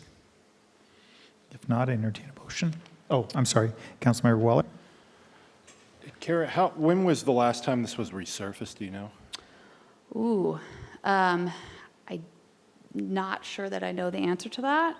It's probably been a very long time. It is about 5 inches thick, so when it was built to more of our collector standard. So it's thicker than more of our local streets, but I think it's been quite some time. Yeah, no, I appreciate that. It's definitely needed. I was just wondering about the load of when it was first constructed versus what it is now. So, yeah. Anyways, thank you. Yeah, you're welcome. If not, entertain a motion. Move to adopt Resolution R 2024. Second. Thad, if you could read the motion, please. Yes, thank you. Resolution number R-20-24, a resolution accepting the bid of Motley Inc.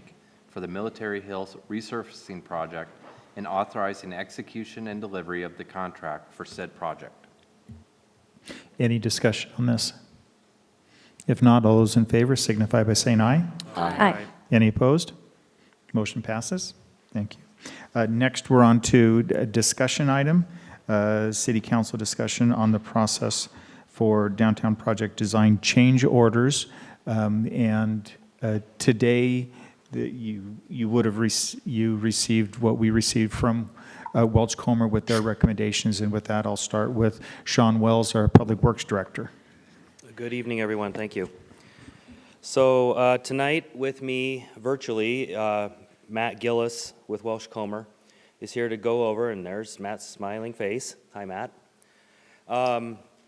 Matt and I are here to go over kind of the history of what's happened since the February 27th meeting and the comments that we received from the public, that Welch Comer received from the public, and their recommended actions on that. So kind of the format tonight, I'll start out by introducing kind of the whole topic, and then Matt will take over with Welch Comer's recommendations at that point. So, got it.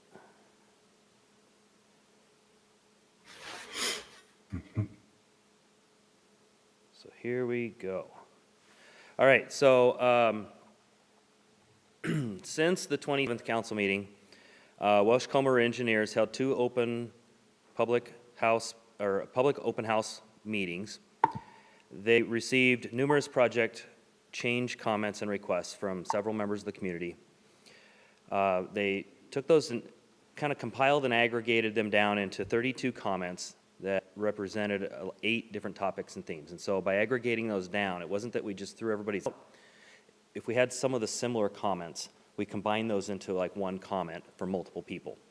And so we took a look at those, and then they met with city staff and performed their due diligence on these. What does this mean? What are they asking for? Could we accommodate it? Could we not accommodate it? What does it look like? What are the technical, feasible things that we're doing there? And based on the guidance that we received, the council's criteria, Welch Comer determined the feasibility of each comment and developed a recommendation on each comment, each of those 32 aggregated comments. So we took a look at what those specific council criteria were. And we asked ourselves with each one, would this requested change significantly adjust or affect the project schedule? Would it require outside agency review and or approval? So that kind of ties back into the schedule. If we have to go back to WashDOT, that's going to take time and effort to go with that. The other request council criteria was, would it significantly increase the project cost? So we tried to balance the need or the request with what the cost of the thing was. And then we looked at it and just flat out said, is it even technically feasible? If they're asking, as an example, to move it this way, well, we can't do that because there's utilities in the way, and we can't move those utilities because of whatever. So those were the kinds of things that we took a look at with those specific council criteria. We divided all those comments into kind of logical bites of the apple, if you will, so that we could talk about them holistically within that realm. So if these were items that were related to bike lane, we kind of aggregated those and put those together in a logical chunk so that we could talk about those in one grouping.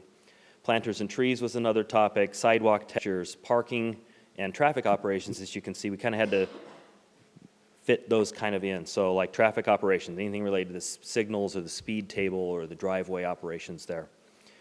So we came up with those specific 8 topics and themes. So based on that, council's criteria, Welch Comer engineers took and looked at all of those and recommends the city accept 7 of those 32 comments. does not recommend 22 of those. And there are 3 there that are working on or have no response right now. And before I move forward with Matt in the particular area of going into each individual comment, Mayor Benjamin has some news for the whole group. Yes, new additional news, and of course, there's a lot of stuff that we're receiving.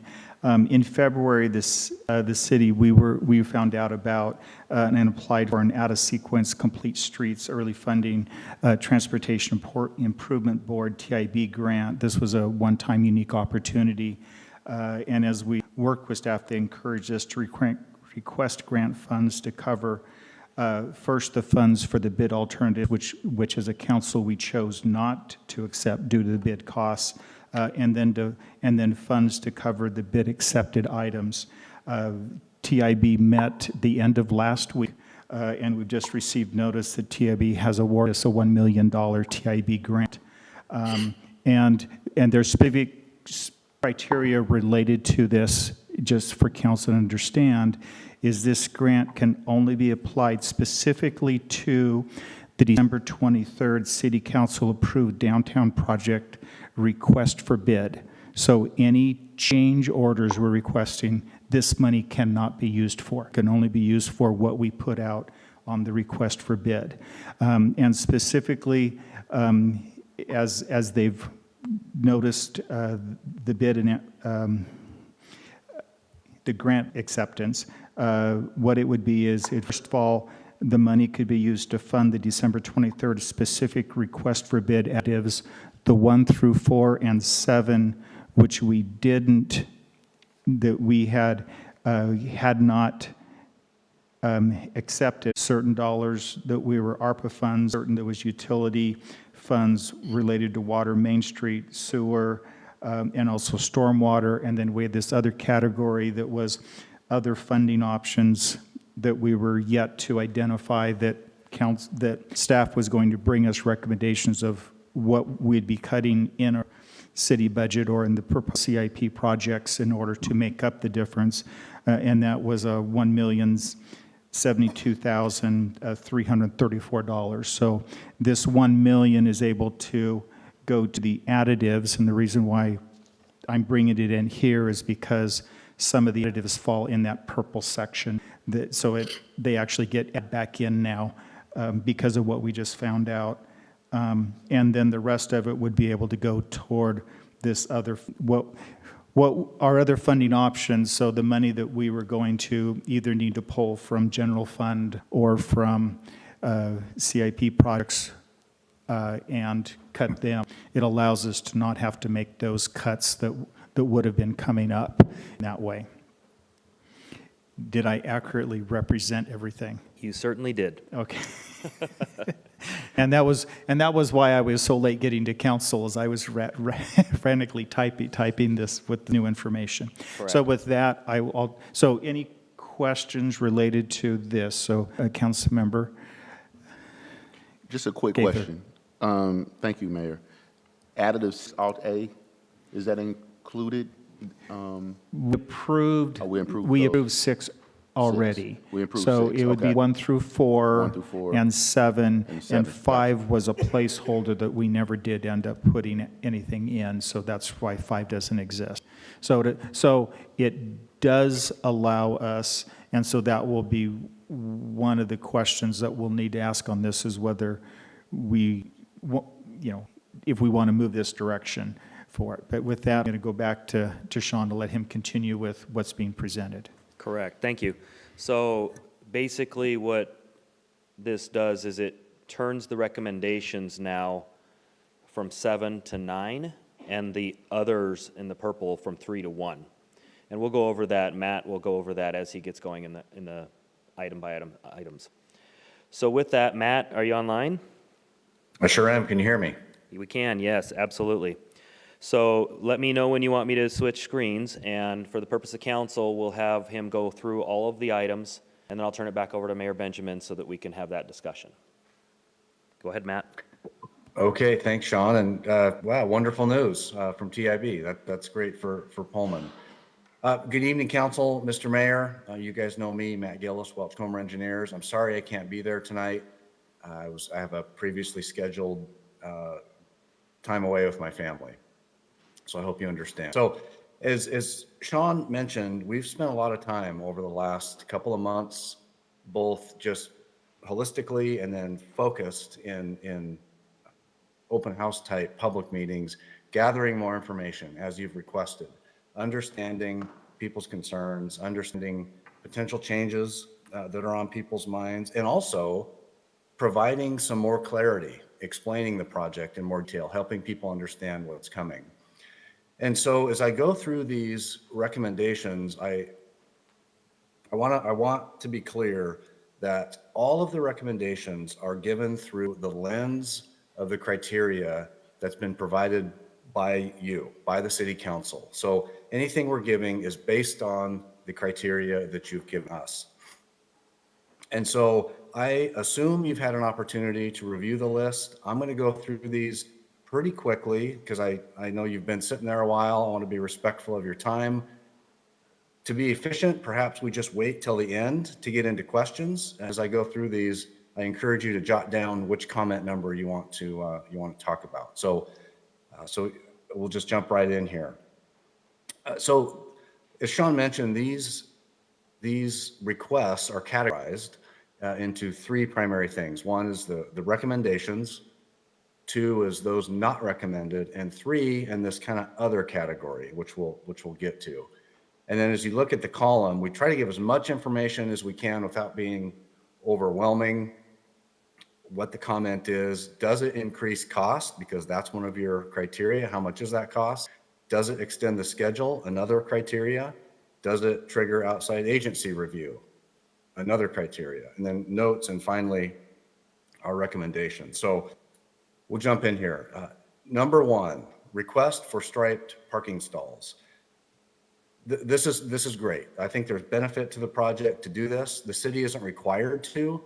Some cities do it. Some cities don't do it for their own reason. But in our particular project, particularly in front of Evolve, where we have the wider landscape area and stormwater treatment facility, striped parking will help delineate things better. So that's a recommended change. Number two is request to straighten the bike lane right through the Pine Street Plaza area, where Pine Street Plaza and Main Street meet. We had a slight bend in it. There's a request to straighten it. That seems reasonable. There is a small cost to that, to do some design tweaking. The grades in that area are pretty sensitive. However, there's probably a benefit to the project. We recommend that change. Number three, this is at Rico's. To provide as much or slightly more sidewalk width at Rico's, we intend to widen the sidewalk very slightly and narrow the planter strip right there. In addition to that, we recommend trying to add 1 or 2 trees in that planter strip where there's a tree now. The reason I'm hedging a little bit is there's a 6-inch steel gas line right under the ground there. We don't know exactly where it is. So tree placement will be a game time decision, but we recommend that change. Next slide, please. Number 4, recommendation to change the species of some of the trees, some of the new street trees.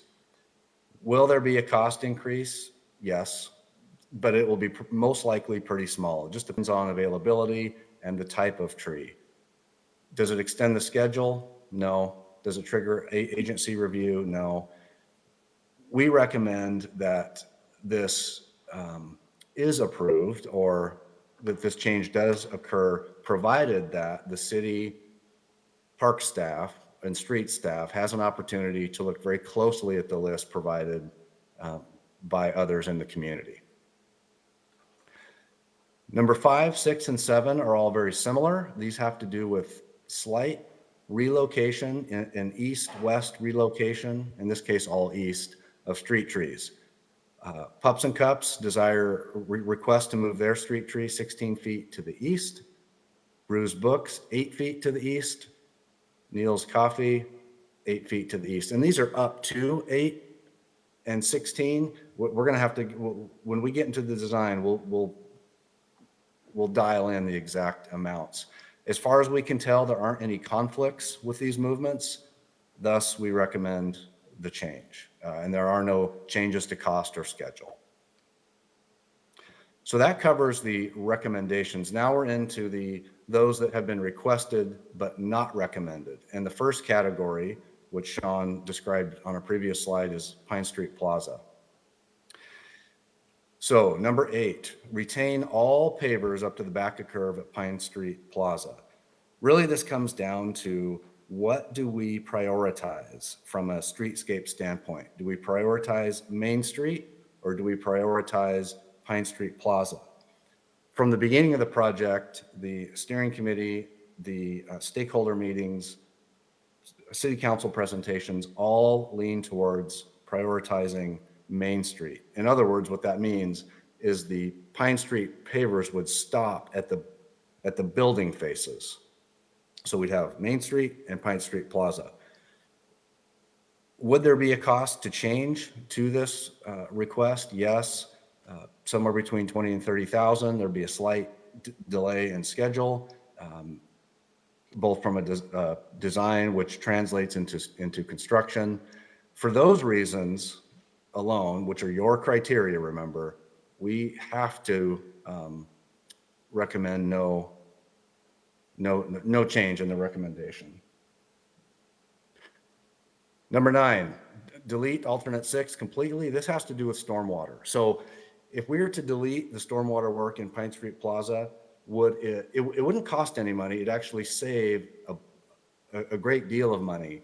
It wouldn't affect the schedule. It wouldn't affect agency review. However, I do not recommend this from a public safety standpoint and a flooding standpoint. The existing system is undersized, and you've experienced flooding downtown in the past.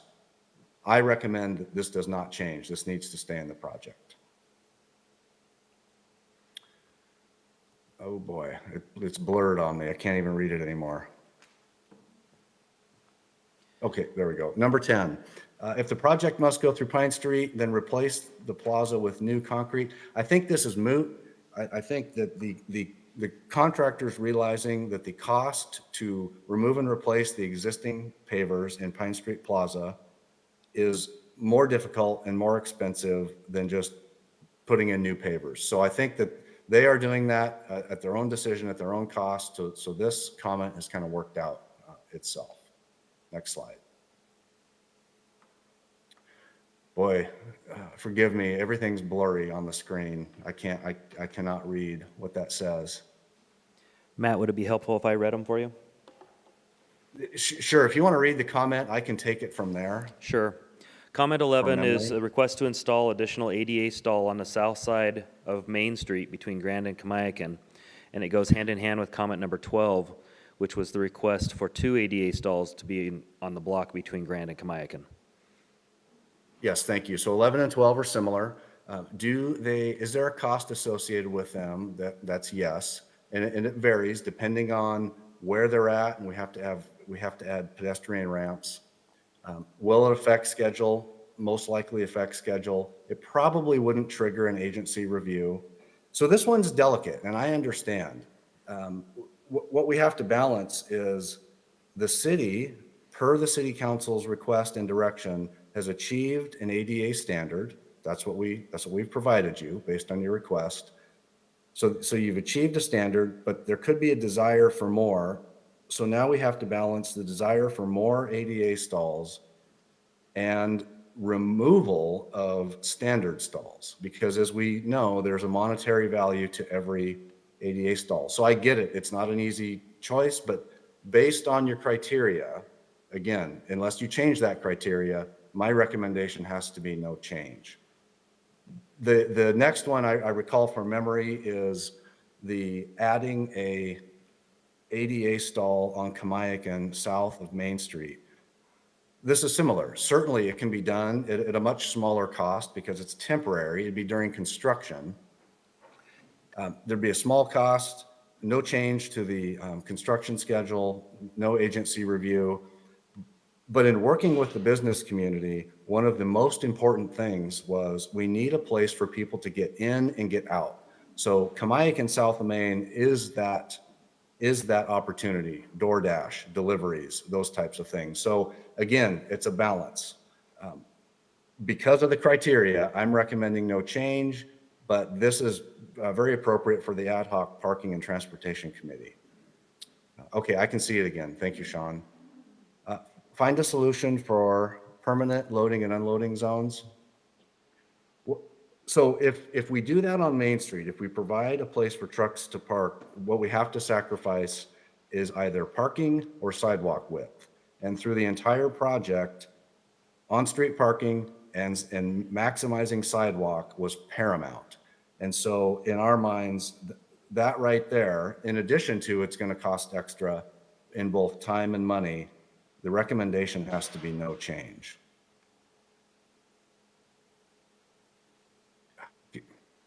Gosh, could you read that one, please?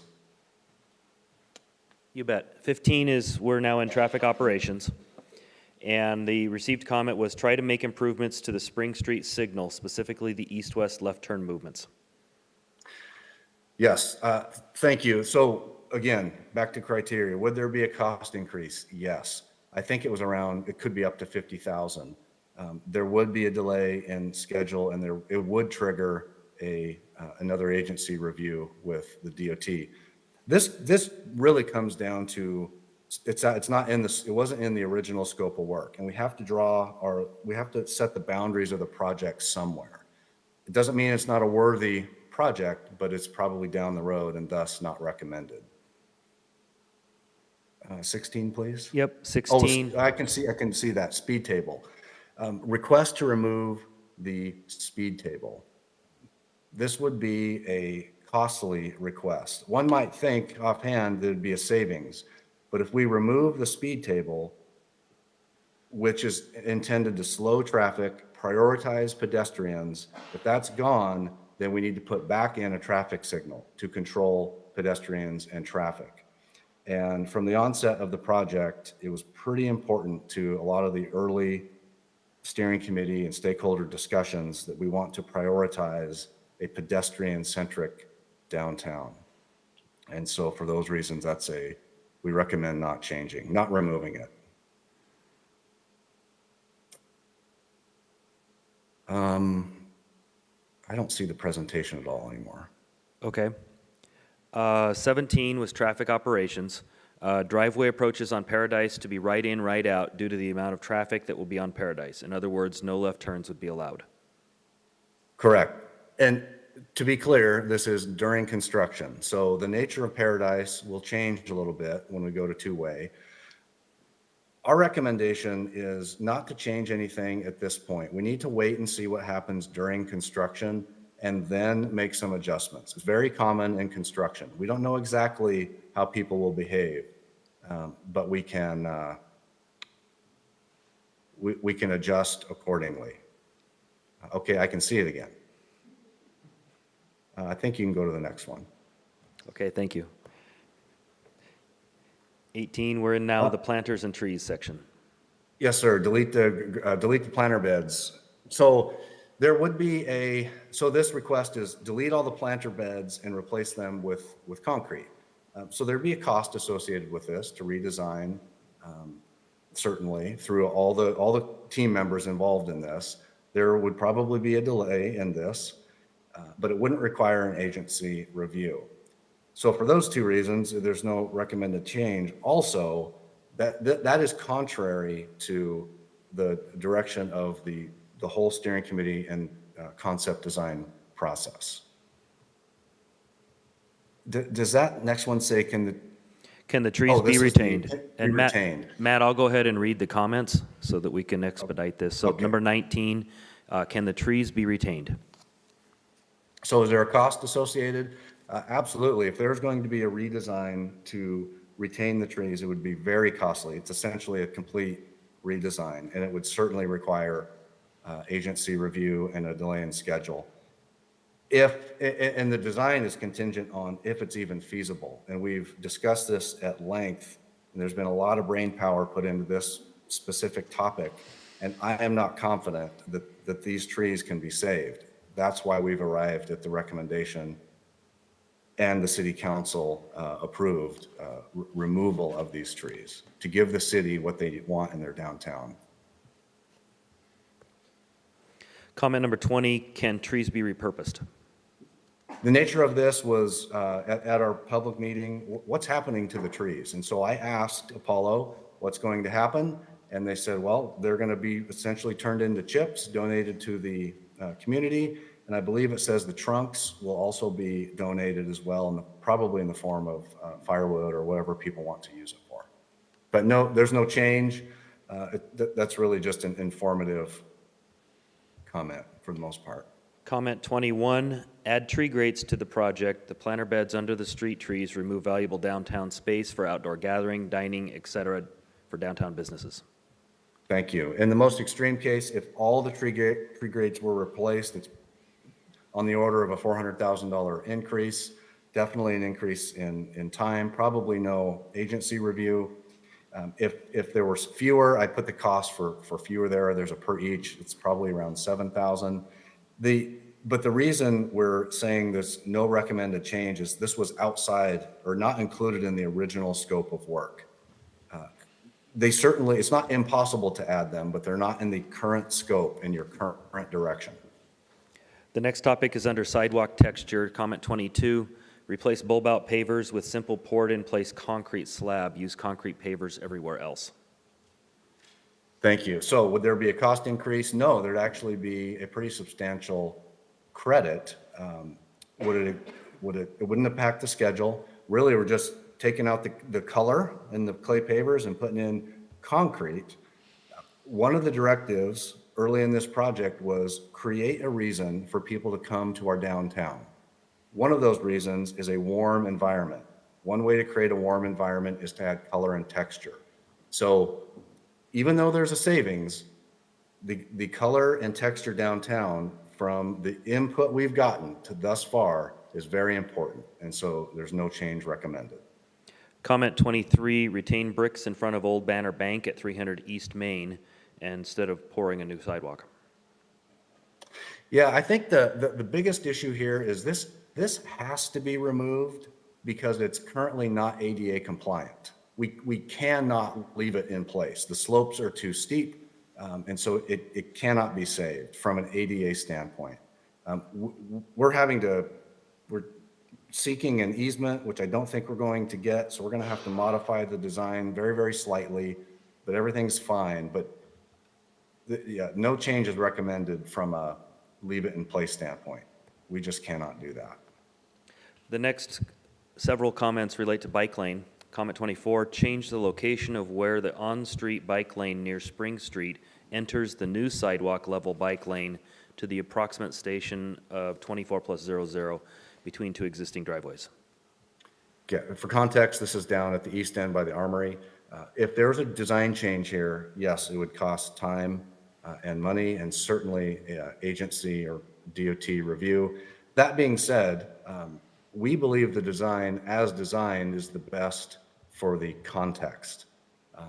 And so for all those reasons, no change recommended. Comment 25, move bike lane outside of Pine Street Plaza and adjacent to the street. This correction should run the full length of 3 city blocks to the Oasis driveway. The bike lane is in the middle of the sidewalk at Pine Street Plaza, effectively reducing the most successful and well-utilized space in the downtown. Relocate bike lane next to street where it adheres to NACTO standards. So, real quick, that means switching the bike lane and the trees as opposed to where we have them. This is a big time change if we modify this design and a pretty substantial delay. The thing to point out here is there's more than one way to design these bike lanes, and both are correct. We just feel that the as designed is the better design for this particular, like I said before, context. And so we feel that it's no change recommended here. This is the best way. Comment 26, can we have dark gray concrete color for the path as opposed to the green? So will this cost, this is a small number. It really comes down to the dye and the concrete. To be clear, the path isn't green. That was from some early concepts. The current path is regimental red, which is intended to match or closely match the clay pavers that are throughout the project to make it all work. Can the color change? It certainly can, but we're recommending it doesn't. But it is a small number.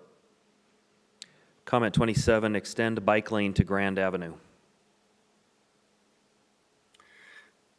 So similar to the loading and unloading, if we extend the bike lane to Grand, we have to give something up. So we either have to give up on-street parking or we have to give up sidewalk width. And in that particular stretch, sidewalk width is narrower because we have the 3 lanes. So there's a functional reason not to do it. And according to the criteria, there's a cost reason not to do that as well. And then finally, there's a safety reason not to do it. As the designer, as the responsible engineer in charge, I'm not comfortable purposely putting a bicycle out on Grand Avenue. So for all those reasons, no change is recommended. Comment 28, still on bike lanes. Move the bike lane to street level, provide curb for protection. So similar to switching the bike lanes, now it's just taking it from the sidewalk down onto the street.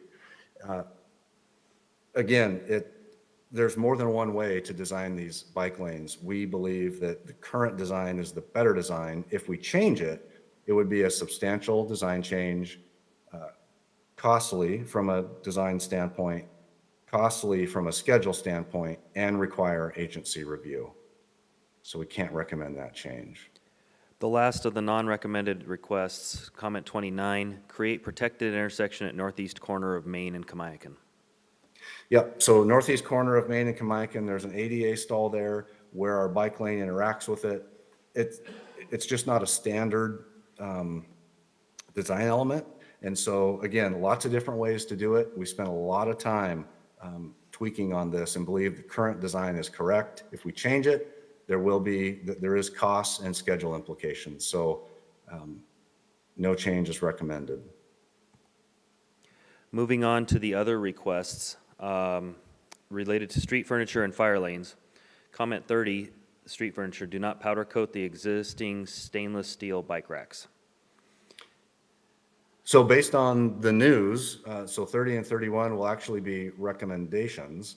I think the request is still, the contract documents recommend taking existing bike racks, powder coating them to match the other street furniture. This particular comment says don't do that, just leave them stainless steel. I think it could go either way, Sean. Either way is completely reasonable. From Matt, a street furniture standpoint, I'm sorry? Matt, I can probably explain 30 and 31 a little here. So Okay, 30 and great. 31 were part of the bid additives that were not included in the original award. And because of the TIB grant, these would now be eligible for those awards and would be funded through that TIB grant. We're proposing to bring that TIB grant approval back to council on the April 16th, along with change orders that would accommodate those bid alternates. These would be included in those change order specifically because of the TIB grant award. So 30 and 31, we feel that, and Welsh Comer feels that those could be recommended, and we would be willing to work on the powder coating of the bike racks and the benches within the community. Matt, 32 is fire lines. Yep. So the fire line process is getting close to being resolved.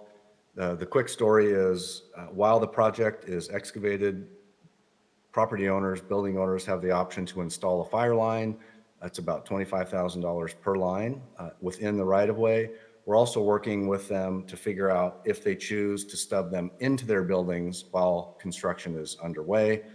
It's a complex little issue, but we're getting close to resolution by reading all the codes and working with all the departments. Correct. So that concludes the 32 items that we have. And Matt and I are here for any questions the council may have. I'll turn it back over to Mayor Benjamin Thank you. So this is a discussion item. This isn't any final decisions that are made.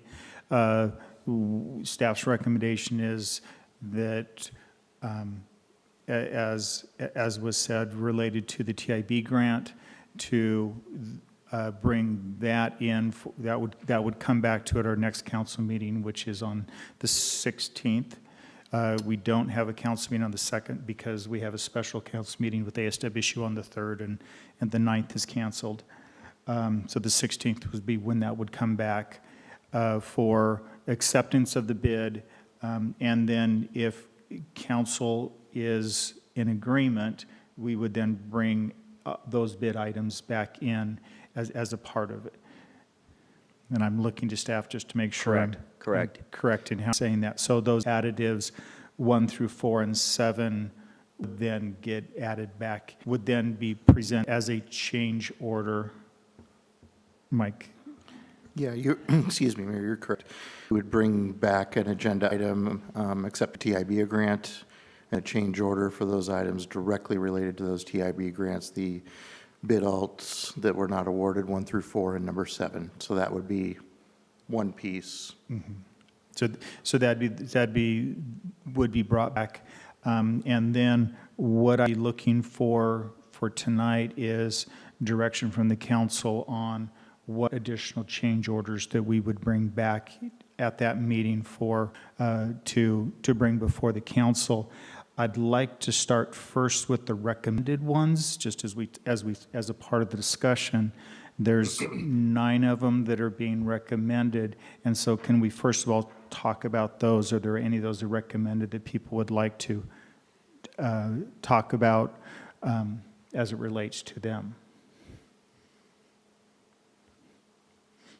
Councilmember DeLira, and then. Yeah, I guess it's more of a question, but in general, I feel like we should move forward with all of the recommended items. But one of my questions are, where would the money come from? Just by a glance, it seems like they're relatively low cost, so I think there should It'd be between 8,000 and 11,000 is what those 9 would total up based on what the sheet that we have before us. And I would look to that, but I'm assuming that it's that alternate funds that we're still working on. Sure, and when those items were placed in the spreadsheet, where we identified some utility funds to cover part of the whole, and then we had alternate funds to be determined. We were kind of waiting on this TIE grant before we can really sit down, have the finance director with Public Works director and see, okay, how deep do we need to go into the reserves and how will that affect future projects? So knowing that we have that TIB grant now to take some of that pressure off, we'll probably be able to bring a conciliation, if not on the 16th, certainly on the 23rd, which there's a meeting scheduled for that day as well. By the end of April, we feel very confident we can give City Council our recommendation on those. Okay, Councilmember Wright. Thank you, Francis, and thank you, Matt and Sean, for going through this. I know the kind of time and heartache you've put into this. So the one question I have is in regard to a recommended request, and that would be comment number 4 in regard to changing and/or modifying the genus species of the proposed downtown trees. And I guess my thought is the trees that are there now are purple mountain ash, and they were selected specifically 25 years ago for their ease of maintenance in that the leaves drop pretty much at all about the same time, which then, help with the maintenance and only one time frame of cleanup, that kind of thing. I have heard through different people's comments that were at the open house a couple of weeks ago that we're looking at bringing some trees in that perhaps do have characteristic of being maybe a little bit more messy and requiring a little bit more maintenance.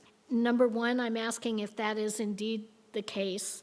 And number two, if we are changing the species, are we looking at utilizing the same thought process and kind of keeping the maintenance and the mess to a minimum?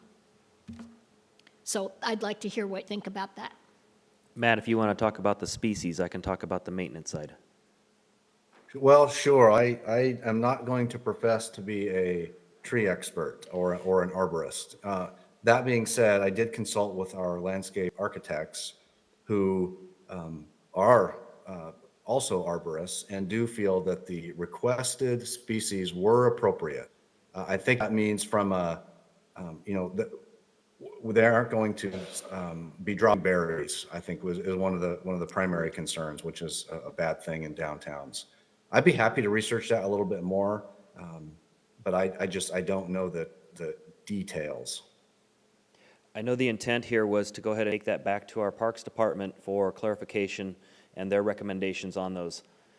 As said in the notes, that we need to be do that very quickly right now, because a contractor does need to get those tree species ordered early so that they can be here ready for the fall at the right sizes that they need to be.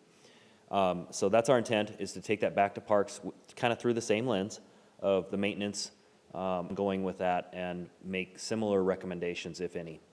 Okay, perfect. I just, one last note on that. The one species that I heard to be identified was a maple. And maple, just by virtue of that itself, kind of produces a lot of sap and, kind of sprayed drippings on car windows and that kind of thing. So I'm just throwing that out there as possibly another consideration. Thank you. Thank you. That's the nature of that request, is to not powder coat the existing bike racks and just leave them as a stainless steel. Our recommendation was powder coat them. Yes, they'd have to be touched up over time, but we felt that the powder coated was a better finish for the project.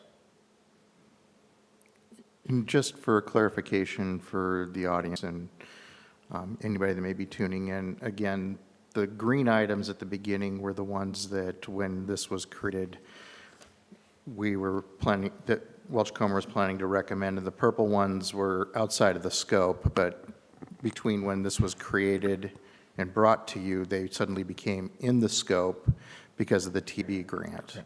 So talking about this very quickly this afternoon with Matt and Sean, we would recommend these two items to move up with the green items and go from 7 to 9 as presented.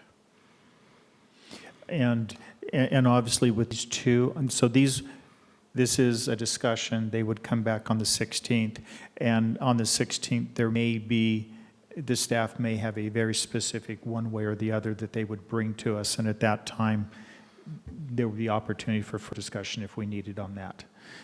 Just because we weren't expected to be talking about them until I was working through the TIB stuff this afternoon.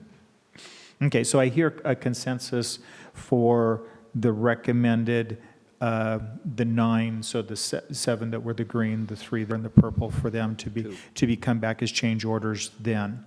And so then we're down into, there was a criteria that was given as council related to these others. The first question I want to ask is, before we get into the individual items, does the council feel that the criteria, we want to keep the criteria that the council set, or is the council wanting to change criteria? Before we talk about any individual items, just the criteria piece. Councilmember DeLera? Yeah, one of some of the items I do want to explore, we could, by chance, see where we could find money, particularly the ones around the ADA stalls. So we're talking criteria right now. So in other words, within the criteria, there's a certain level that was evaluated. Is that something that we feel should keep at that with the time or with the money, and obviously we would then need to find the money. And with that, Councilmember Weller. Thank you, Mr. Mayor. I think we need to be somewhat flexible I'm not saying, throw out the criteria, but somewhat flexible with some of the criteria. So that's my opinion. And what would that flexibility be? I mean, this is something that as a council, you would need, because we're starting in the project on Monday. And if any of these things are going to be changed that are in this group, then that will have the potential either increasing cost or lengthening time. If it lengthens time, then and most of these, they lengthen time, it actually means it won't be finished this season. It won't be finished till next season. But that's where I'm asking this question. So, Councilmember DeLira. Yeah, and I guess something for wiggle room on the criteria, especially for those that are 2 weeks, like not a scary amount, like going up to the 100,000s type of projects. And I do see that there's some of them that we could possibly look into that are within the 2 week period. Some flexibility on cost and maybe seeing our options on how we could fund some of the 2 week projects would be something I would be interested in having some wiggle room in. Councilmember, sorry. Sure, just on behalf of staff, and I kind of want council to be considering this as you're talking about extensions of time. As this project is designed right now, it is hoping to be substantially complete by the middle of October. A 2 week extension puts it to November. That is expecting nothing happening, everything's going to go perfectly. I guarantee between April 1st and October, it's going to rain at least once. And I don't know how many consecutive days of rain and where the water table is, especially in April, considering that's part of flood season, how that might affect it. So a 2 week extension may not seem like much now, but when we're getting to the end of the project, it could put us into next year. So as you're discussing these things, I hope you consider that carefully. We also have a certain pavement window that the Department of Transportation requires of us, that we have to have the pavement down by a certain time, and we cannot pave anything further on that state highway, asphalt related, after a certain date in October. And like Mike said, there's unforeseen circumstances that we just don't know what we don't know yet. I'm kind of excited to possibly find a prohibition tunnel with whiskey in it, but I bet we don't, and I hope we don't. A cask, right? Yes, perfect. Councilmember Wright. So I have another question in regard to the parking piece.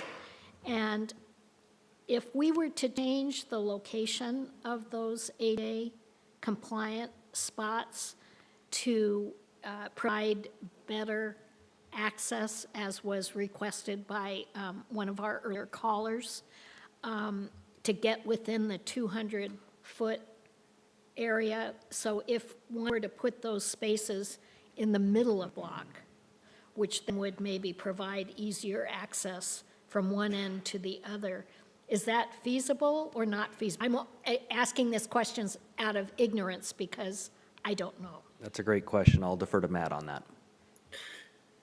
Councilmember Wright, yes, it is definitely technically feasible. Yes. If we relocate ADA stalls, just to be very clear, now we're designing 2 new locations. We're designing a new stall, and we're converting what was an ADA stall to a standard stall. And so it just to be clear, it doesn't save us any time, but it certainly is technically feasible. Okay, thank you. Councilmember Parks.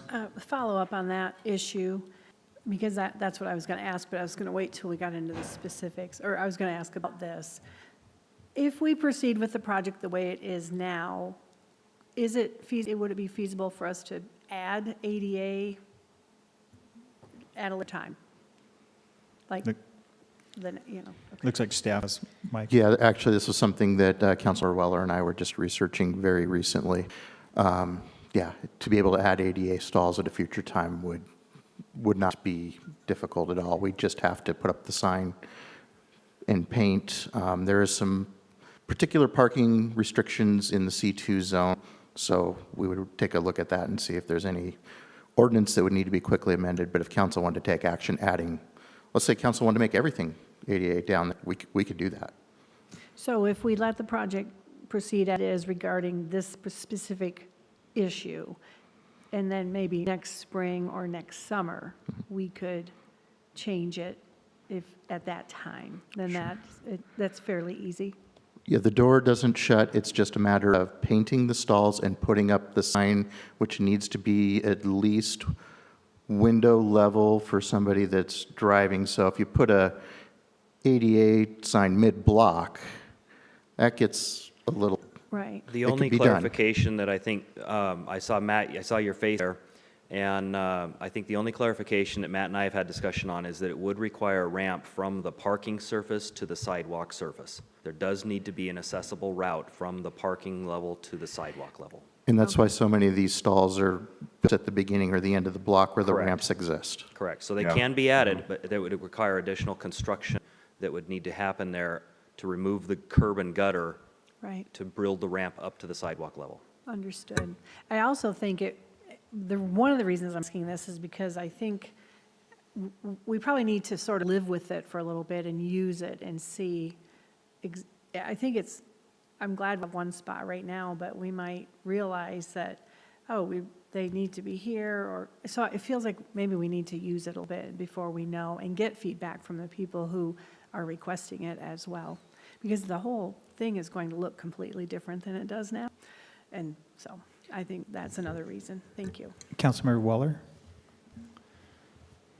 So I'm assuming we're shifting from the criteria discussion to now. Well, and I'm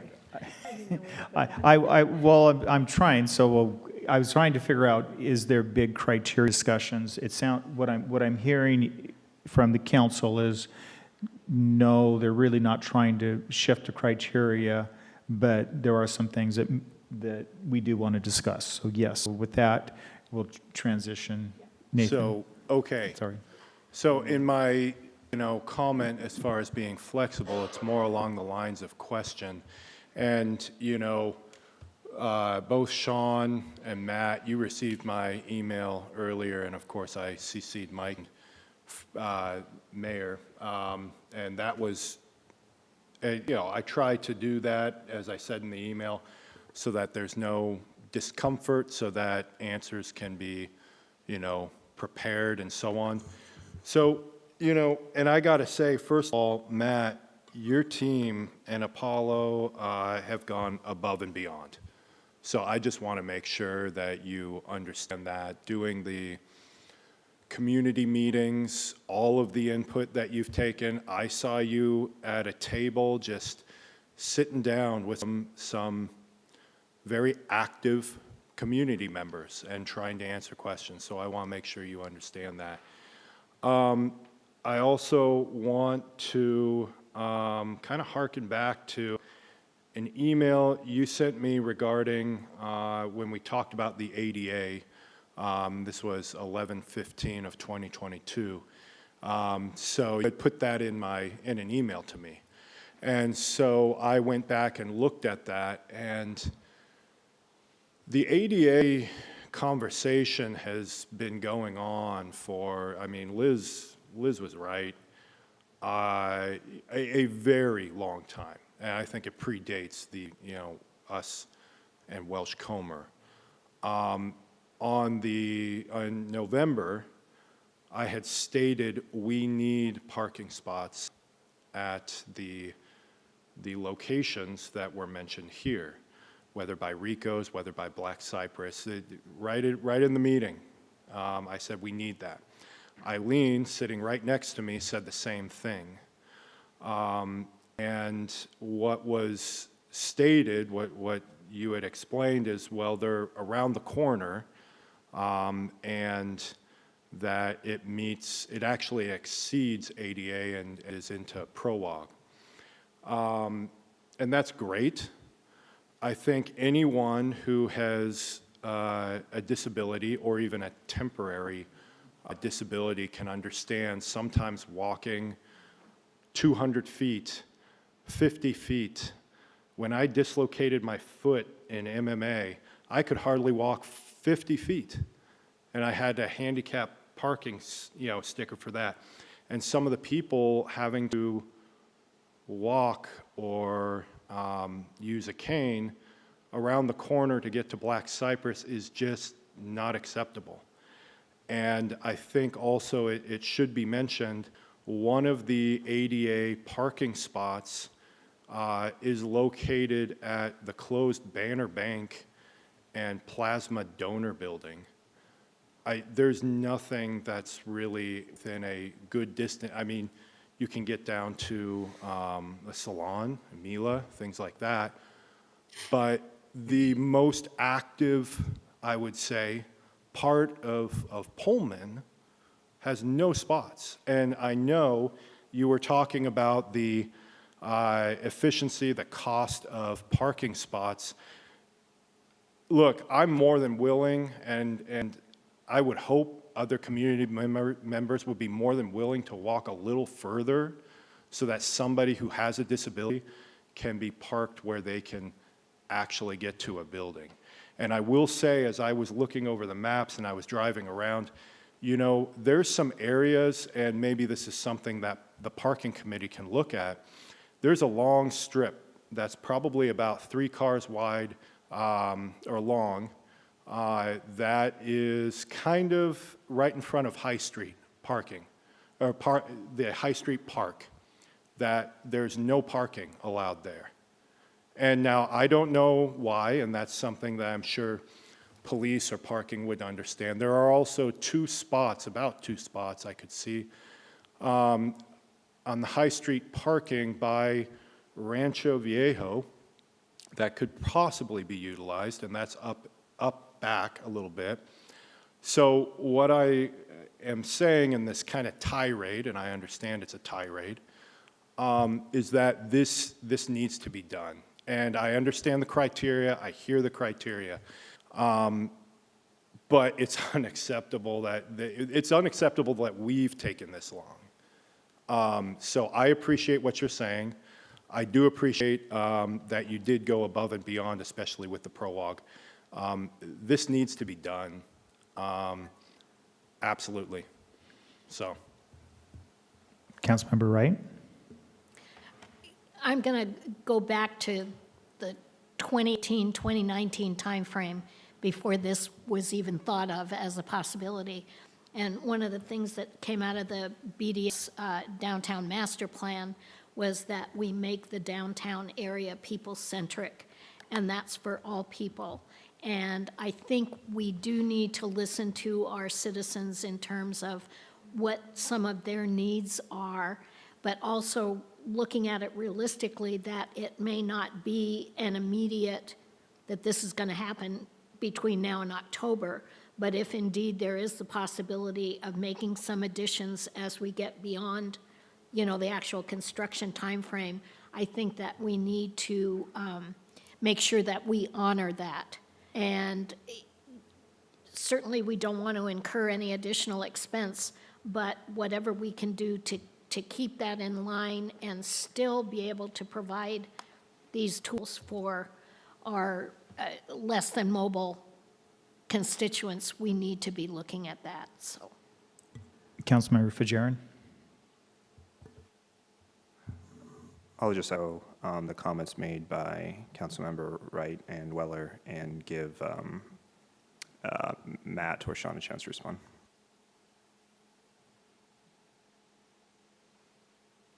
Matt, you want to take that? I'm happy. Yep. Yeah, I'm happy to respond.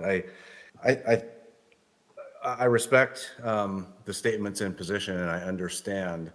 And I just want to repeat that the city asked the design team to provide ADA parking in accordance with ADA requirements, and we said, well, we can do one better and do a standard, a high standard. And so which we did, and so if the city council wants And the scope, the timeline, or the cost.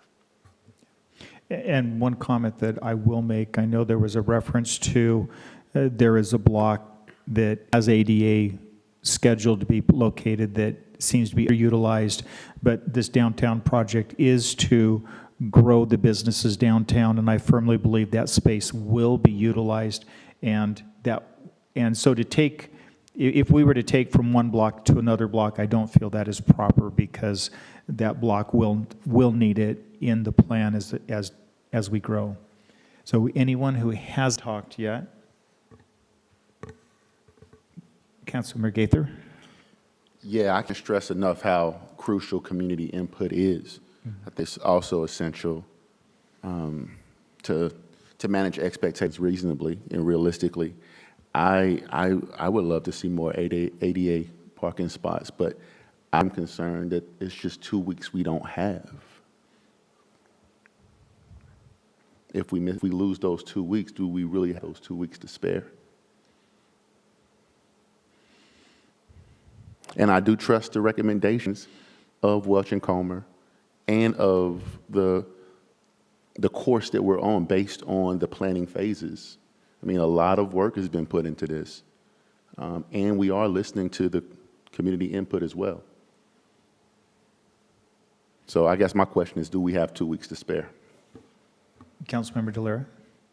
Yeah, I guess wondering if it's not within the span of the project, when is the soonest we could accommodate the ADA requirement? I'm saying sooner because we do have a standing ADA budget for infill pieces and those types of things.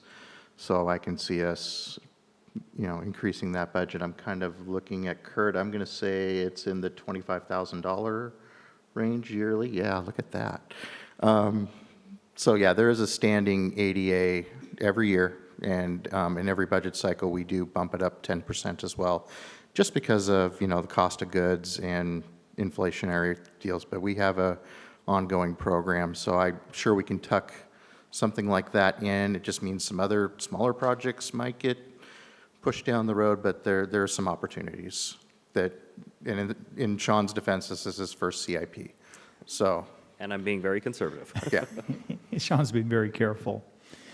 So Mike, are you willing to be more liberal in your time frame than Sean being conservative in the time frame? Since I know as council, they're interested in a potential number. When the finance guy comes up with a less conservative thing, must mean I'm feeling pretty confident about this type of an issue. Yes. So I'm looking at the, I think item 12 is what you're referring to, council member? Yeah. Right. Yeah, so I'm looking at item 12, seeing an estimated cost of 10 to 30. I know I got a $25,000 number that council has always traditionally supported. I don't want to take away that. There's an approval process that we do, but it's traditionally something we've always had in there.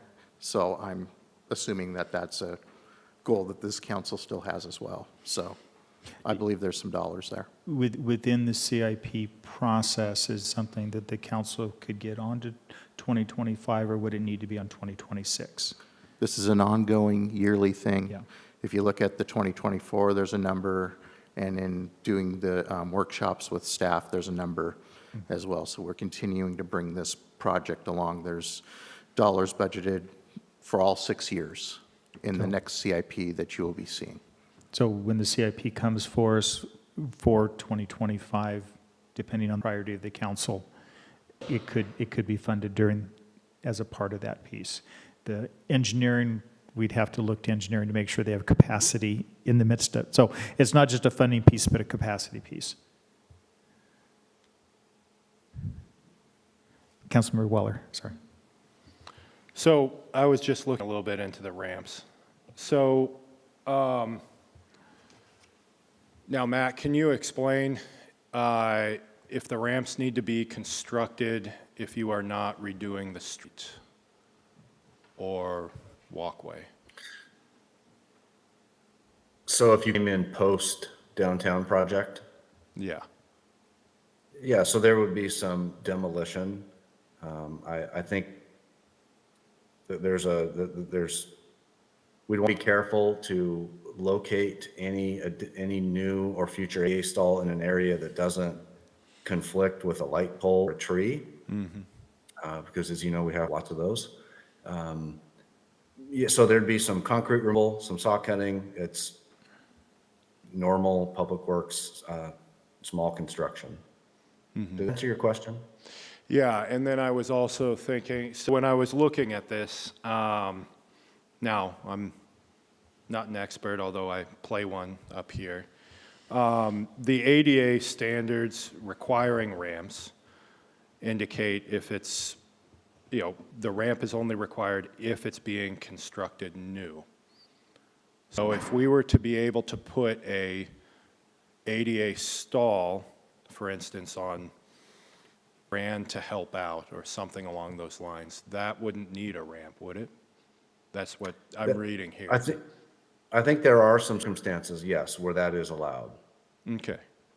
All right. So, yeah, I'm just putting it out there, and I wanted to just make sure that you understand, Matt and Sean, that my kind of firing out at you guys wasn't meant to really make you feel defensive. You've done exactly what the criteria, was requested. So, and you did it, beyond, like I said, the ProLab type of stuff. You did that, and you did it beyond. So I just wanted to tell you I appreciate that. I'm just trying to think about how can we properly do this in a time-efficient manner. And if there's a different street that maybe we're not working on, that maybe that could be utilized without, like I said, looking at the ADA without needing a ramp necessarily. Because there's some people, like in Pamela's letter, said, well, some don't need van necessarily accessible. So I'm spitballing. I shouldn't be doing it up here. I should have prepared, but I'm just throwing it out there. Yeah. And we do need to be careful. We are not engineers. We don't know all the rules, regulations, or what the regulations will be next year, which is. So I'm hearing a consensus that as long as we can get to as quick as possible, we're okay with not trying to make that change with this project to keep the project timeline going forward. With the continued. Are there any other items that would like to be discussed related to these that are on the non? So, Councilman Gaither. I just needed clarification on number 30. Multiple businesses desire fire lines, and I think it's a great thing, and businesses are willing to bear the cost. I guess my question is, since this isn't a change order, will there be an update on this item during the next meeting? I can answer part of that. If you could, please. Absolutely. So we were working with the fire marshal and the building official on this as of yesterday, clarifying some of the requirements that they have when the fire line penetrates foundation and goes into the building. Some of the community members have requested to see if they could do one fire line that serves multiple buildings, multiple property lines, and that's where it gets really complicated and very expensive very quickly.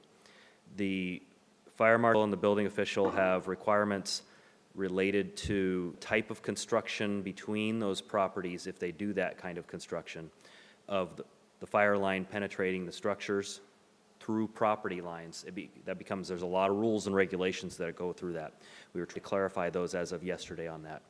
Our intent is to meet with Welsh Comer and get a hold of those business owners and clarify what their path forward is, and that Welsh Comer will then kind of take the lead in working with those property owners and Apollo to coordinate that work directly with the contractors on that. And sitting down with city staff then, with the building official, the fire marshal, myself as the public works, and look at what are you trying to do, what can you do, and let's get you on with what your path forward looks like. The cost estimate that was provided here, the $25,000, was for a single line to a single building. And so that would be the individual cost for that. Yes, there will be some updates for that that's coming very soon.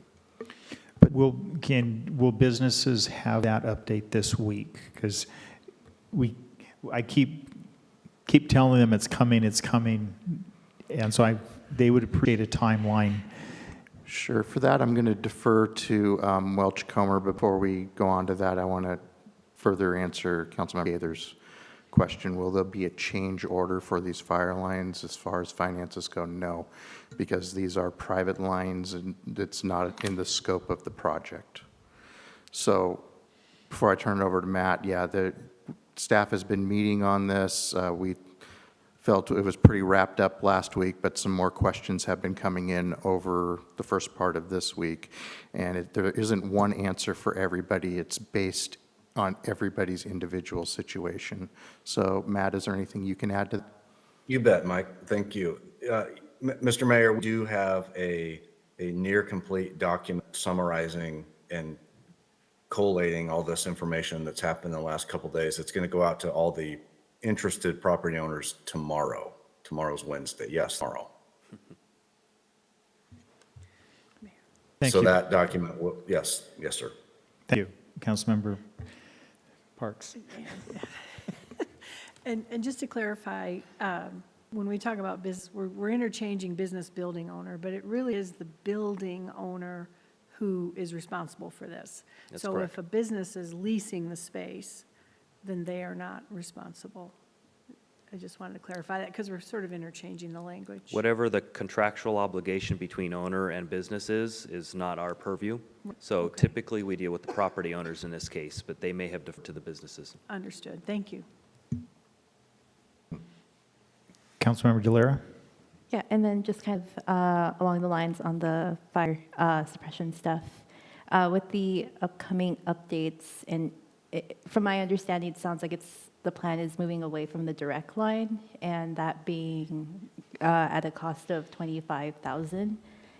Will the new updates, the plan potentially make it cheaper for those who have to pay for that replacement or that line? I don't know if I'm making sense. Again, I'm also not an expert, so. Sure, Yeah. absolutely. I think the best way to answer that one, council member, is Matt, I'm going to ask you to forward the letter that you're sending to the interested business owners to the city council as well. And if they end up with any questions, we'll use our communications route through the mayor to make sure they get answered. Thank you. And very good. And just to help clarify, it's complicated. So it may or may not be cheaper for them to come in with one single line because of current codes, and also if they don't do it now, but they come back a year from now, the codes could be totally changed and may or may not allow it. So and that's the piece that we're trying to communicate to them. This is the information we have, but understand there's these things that could change on it.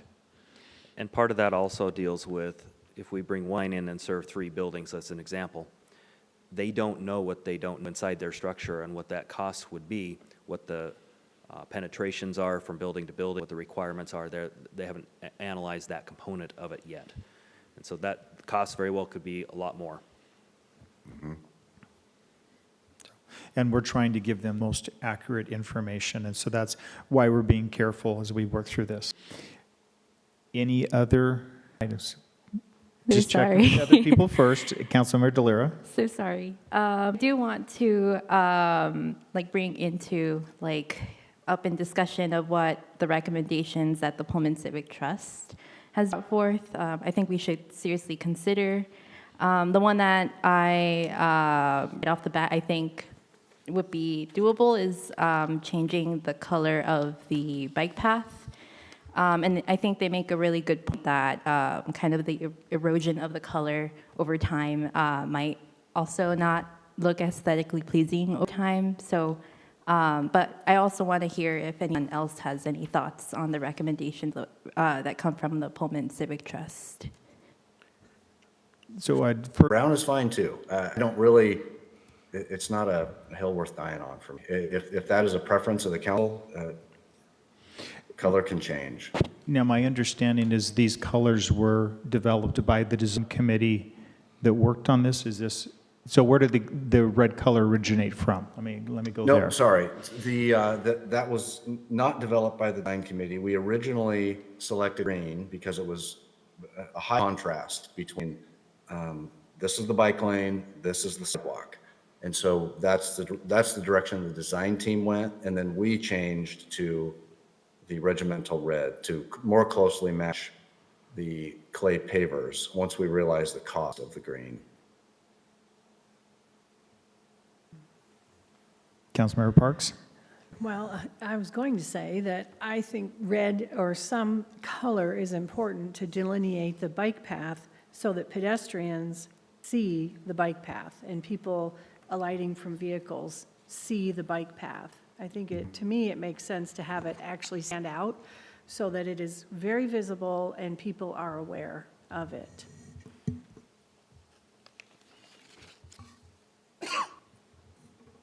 Councilmember Guido?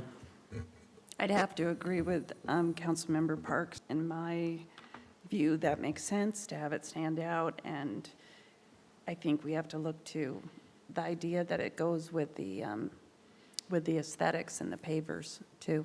So.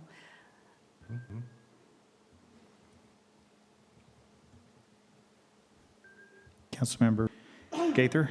I agree, Councilmember Parks, as well. I think it goes with the aesthetics of crimson. So I'm hearing an overall general, and not to make any changes on this is what I'm hearing. So to go with the red. So to keep the, well, not to make a change is what I'm hearing, is keep with the recommendation. Any other items? If not, then, so what we have coming back on the 16th is a change order related to receiving the TIB grant with the additives 1 through 4 and 7. And then the recommended, those 9 that are recommended as changes. And then no other criteria changes in this, but we do have the piece that we want to definitely make sure we evaluate and as quick as possible identify additional EA after, as the project completes. Am I missing anything? Okay, so with that, Sean and Matt, thank you very much for your time. Sean, do you have anything else for us on this piece? No, I was just going to suggest or say that the other thing coming on the 16th, the initial thing is the grant award prior to the change orders. Yes. We have to take the money before we can pay it.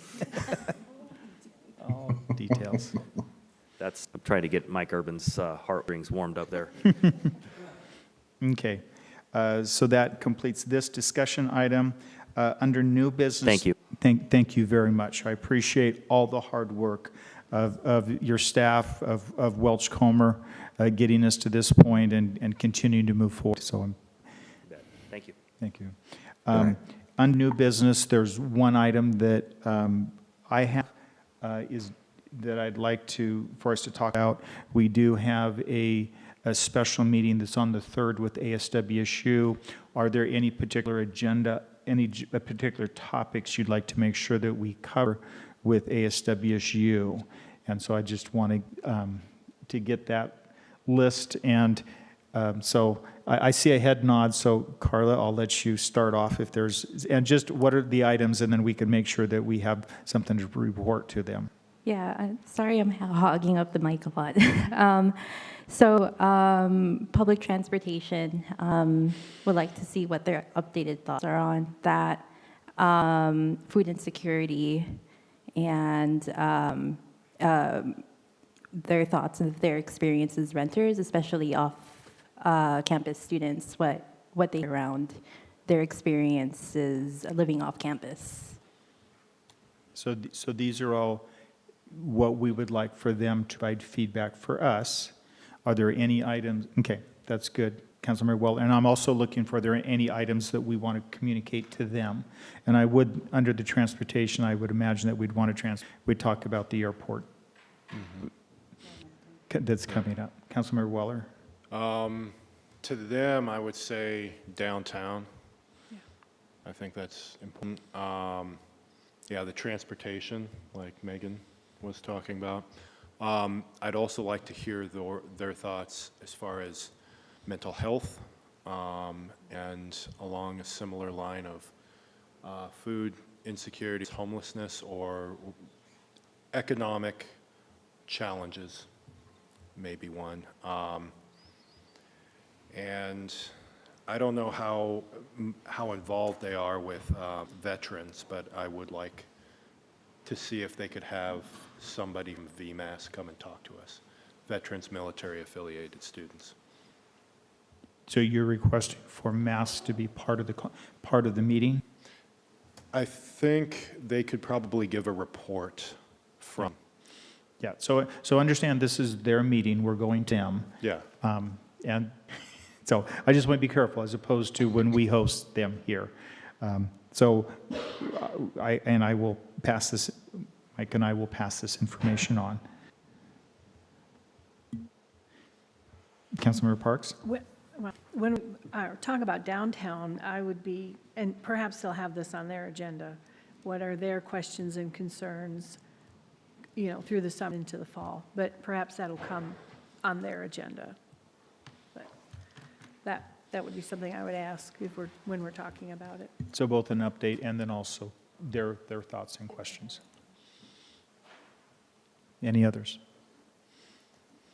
This is a great list that Mike and I will communicate this on to them, and then we'll make sure that we'll have preparation for the airport piece and also the downtown piece. And then Anything else? just another reminder for the council, we'll get this special meeting published. It's a 5:30 meeting. Just want to remind everybody. I meant to say one thing, sexual assault prevention and sexual violence advocacy.